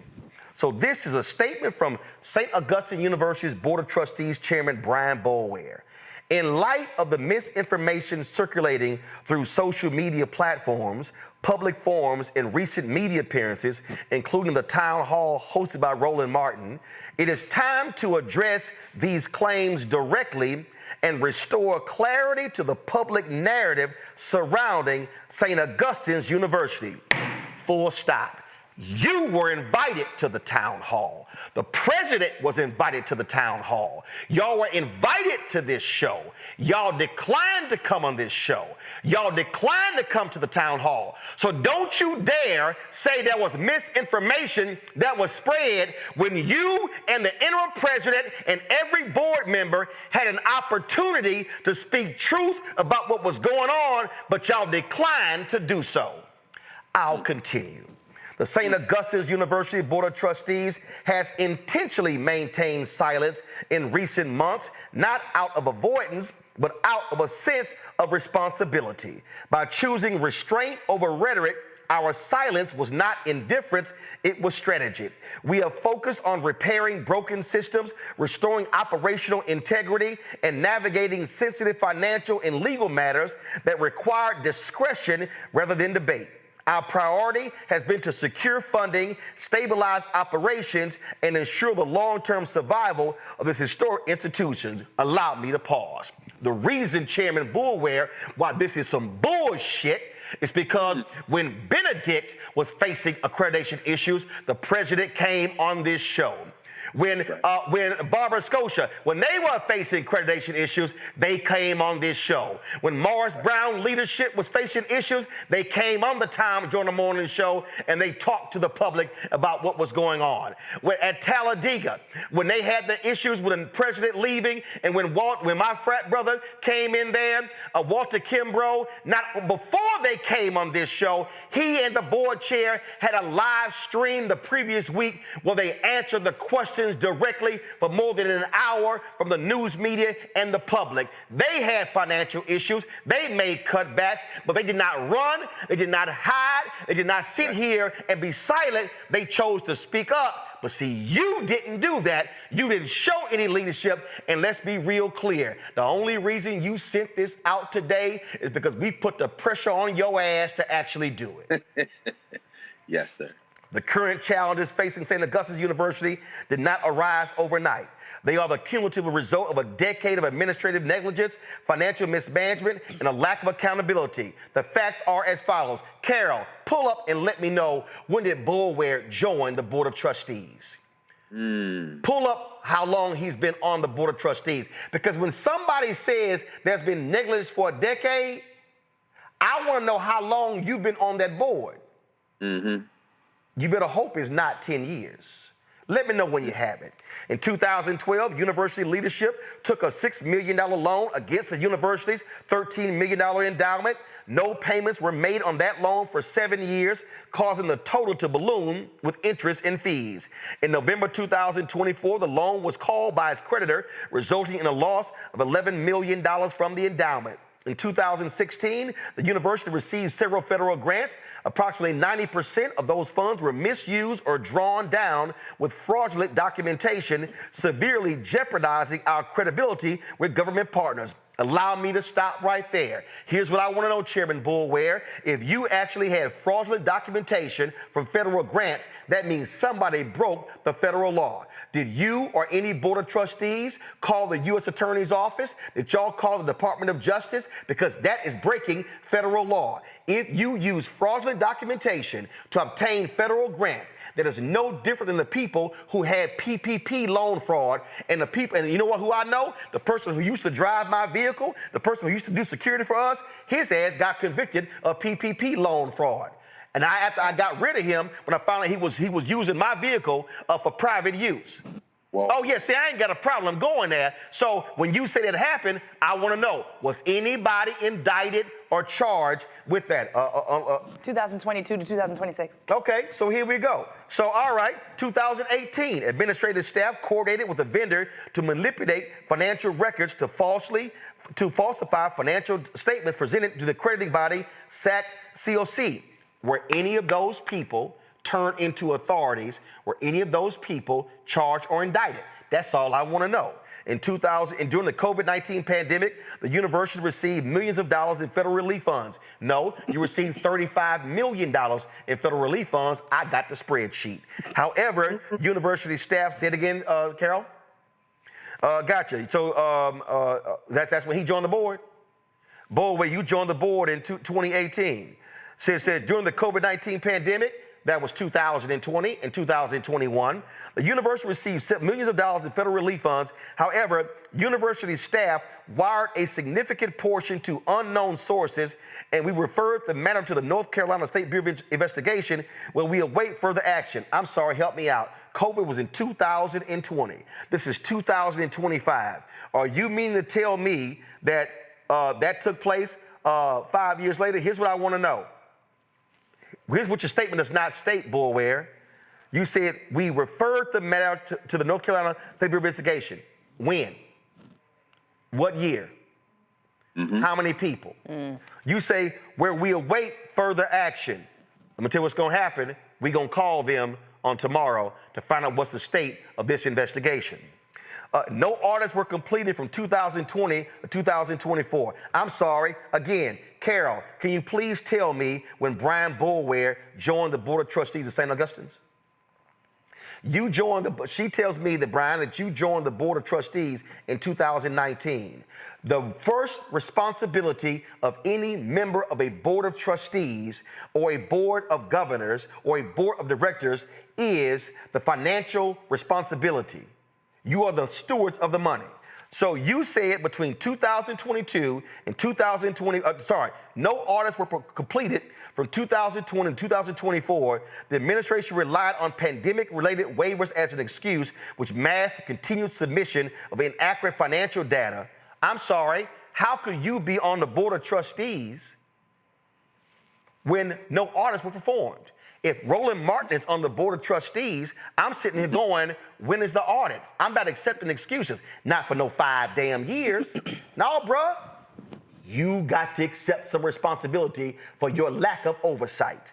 Then it says between 2022 and 2024, the administration permitted students to enroll and graduate without board approval, despite 76% of student accounts carrying balances exceeding $30,000. First and foremost, you said between 2022 and 2024. If you knew in 2022 that the administration was allowing students to graduate and they had a balance, how did it happen again in 2023? And if you knew it happened in 2023, how did it happen again in 2024? It says here, for 2020 to 2023, the administration did not pay any payroll taxes to the IRS. Despite meeting in person with the IRS during this time, the administration failed to notify the board of its critical liability information we discovered upon the termination of the previous president. I'm still not understanding this whole deal. If you are a member of the Board of Trustees and then you are seeing the documentation right here from the university, did you not have somebody double checking it? Is there a treasurer on the board? If you were sitting on the board, how could you allow, this is 2020, 2021, 2022, 2023, where they did not pay payroll taxes. That's 4 years. Are you telling me as a Board of Trustees allowed for an administration to lie to them for 4 consecutive years? You didn't read the paper? No, bruh. That ain't flying with me.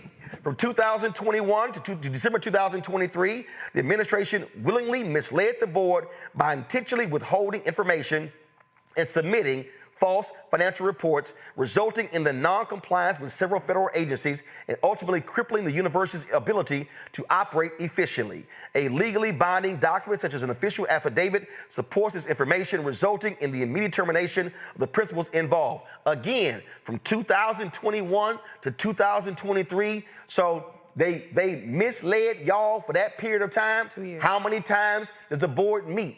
How many? See, come on, dog. See? These issues are not allegations, they are documented realities. They represent a betrayal of public trust and a failure in leadership that has left the current board and administration to do the hard work of repair. There's plenty of blame, and many individuals who now attempt to shift blame to the current board were either silent or complicit in the past. At the same time, they held positions of power as their administration made those decisions. I still want to know how many members of the current board were sitting on the board when these things happened going back to 2012. If you are a current board member and any of this malfeasance happened while you were on the board, you should be resigning because you were not doing your job. You can't say, oh, they withheld documents from me. Nuh-uh, Reese, tell them what your background is. Finance, business economics, and accounting. So this is real basic. If you had board members who actually had a resume like Reese's, they would have quickly picked up on this malfeasance. So the letter says, it's critical to note that I did not join the Board of Trustees until 2019 and was elected chairman in 2024 after most of these failures had already occurred. I'm sorry, Brian, I just read your own damn letter. You said you joined the board in 2019, elected chairman in 2024 after most of these failures had already occurred. Here's the problem I have, Brian. I'm a 3-time board member of the National Association of Black Journalists. I am running again, and I'm filing paperwork by Monday for Vice President Digital. Yeah, I'm coming for some current folk. And here's what I know. If I, as a member of the Board of Trustees, if there was some financial irregularities happening with the NABJ, I, as a member of the Board of Trustees, am responsible because I was not handling my duty. You can't sit here in a letter and say, I joined in 2019, became chairman in 2024, and in the same letter, you say no audits were done. Well, first of all, you can't say during the COVID-19 pandemic, significant portions of money, unknown sources. You were on the board. COVID didn't happen until 2020. No audits completed 2020 and 2024. You were on the board. Between 2022 and 2024, administration allowed people to graduate, hadn't paid their money. You were on the board. Come on, Doc. Where is your accountability in your own letter? Nowhere in here do you accept your responsibility. In fact, you actually lie. You literally say, it is critical to note that I did not join the Board of Trustees until 2019 and was elected chairman in 2024 after most of these failures had already occurred. Your own letter says that's a lie. Furthermore, over 70% of the current board members have only served within the last 18 months. Okay, let's do the math. Today is April 24th, 2025. That means if I go back 18 months, then a year from now it's April 2024, which means 18 months is October 2023. So why do I see things that happen in 2023 and 2024, meaning these irregularities happened when most of these board members were on the Board of Trustees? We were not present when the damage was done. We have accepted the responsibility of leading the recovery. Your own letter shows that is an absolute lie. You were present. You were present for 5 years. Bruh, I read your own words. I don't know you personally, but you can't put it in your own words and then say we were not present. We includes you. It ain't we. Nevertheless, our focus is not on finger pointing, it is on rebuilding. Then it goes in the spirit of the board in that spirit, the board and our interim president has taken unprecedented steps to reverse years of decline in less than 18 months and goes through all this sort of stuff. We understand the anger, fear, and frustration many of our community feel, blah, blah, blah, blah, blah. The board is fully committed to the future of St. Augustus University, to its students, faculty, staff, and alumni, blah, blah, blah, blah, blah. That's all great. I read most of the letter, but this is very simple. You were there. it happened on your watch. And when it happens on your watch and you didn't know, this is when you do the right thing and say, clearly, the board needs a new board chair. That's what leaders do. If this level of malfeasance and financial impropriety happened on a board of trustees, and I was on that board, and I didn't know, and I wasn't aware, and it led to these issues, I could not look the membership in their faces and say, I'm gonna be the one to help get us out of that problem. Not when you were blind when it happened. And what this tells me is that you did not have the full capacity to understand your role as a member of the Board of Trustees if you could not properly discern what was going on in the administration. This is not leadership. I know you thought releasing this letter somehow you thought was showing leadership. Actually, what you did, you actually exposed that it happened under your watch. Brian Boulware, you should do the responsible thing and resign, not only as chairman of the Board of Trustees of St. Augustine's University, you should resign from the board altogether. And any board member that was on that board when any of this happened, at any period of time, they should all resign. The only way this situation gets resolved fully, fairly, and honestly is that the entire current board leaves. Your own statement exposes your lack of awareness and proper governance. It's time to go for the benefit of St. Augustine University, its students, its faculty, its staff, its alumni, for Raleigh, state of North Carolina, and for HBCUs in this country. This is your own personal failure. Tiffany, Reese, Greg, thanks for being on today's show. We went long, but we appreciate it.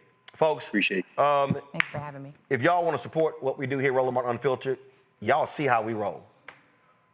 You see how we roll. We make no excuses. Join our Bring the Funk fan club. Use the QR code for Cash App contributions. It's right here. You're listening. Go to blackstarnetwork.com. Make a check and money order out to Roland Martin Unfiltered. Send it to P.O. Box 57196, Washington, D.C. 20037-0196. PayPal is R Martin Unfiltered. Venmo is RM Unfiltered. Zelle, Roland at RolandSMartin.com. Roland at RolandMartinUnfiltered.com. Download the Black Star Network app, Apple phone, Android phone, Apple TV, Android TV, Roku, Amazon Fire TV, Xbox One, Samsung Smart TV. Be sure to get a copy of my book, White Fear, How the Browning of America is Making White Folks Lose Their Minds, available at bookstores nationwide. Be sure to get our Roland Martin Unfiltered Black Star Network gear, hats, t-shirts, mugs, of course, our new shirts. Go to rolandmartin.creator-spring.com. The QR code is there. Or go to the blackstarnetwork.com. Also, folks, be sure to download the app, Fanbase. If you want to invest in Fanbase, go to startengine.com/Fanbase. And let me also shout out, I'm going to be in Houston tomorrow. I'm speaking tomorrow night at an event there of some community organizers. My man, Freddie Haynes, is going to be one of the speakers, but I'm also going to be the keynote speaker. So I'm looking forward to being there. And so I hope y'all could, if you're in Houston, you can join us. Y'all know we're going to do what we do. And I got a word for the folk who are going to be there. And y'all know I ain't going to hold back at all because I wasn't raised to hold back. All right, so here it is. Let me pull up right here, and then we out of here because I'm late for dinner.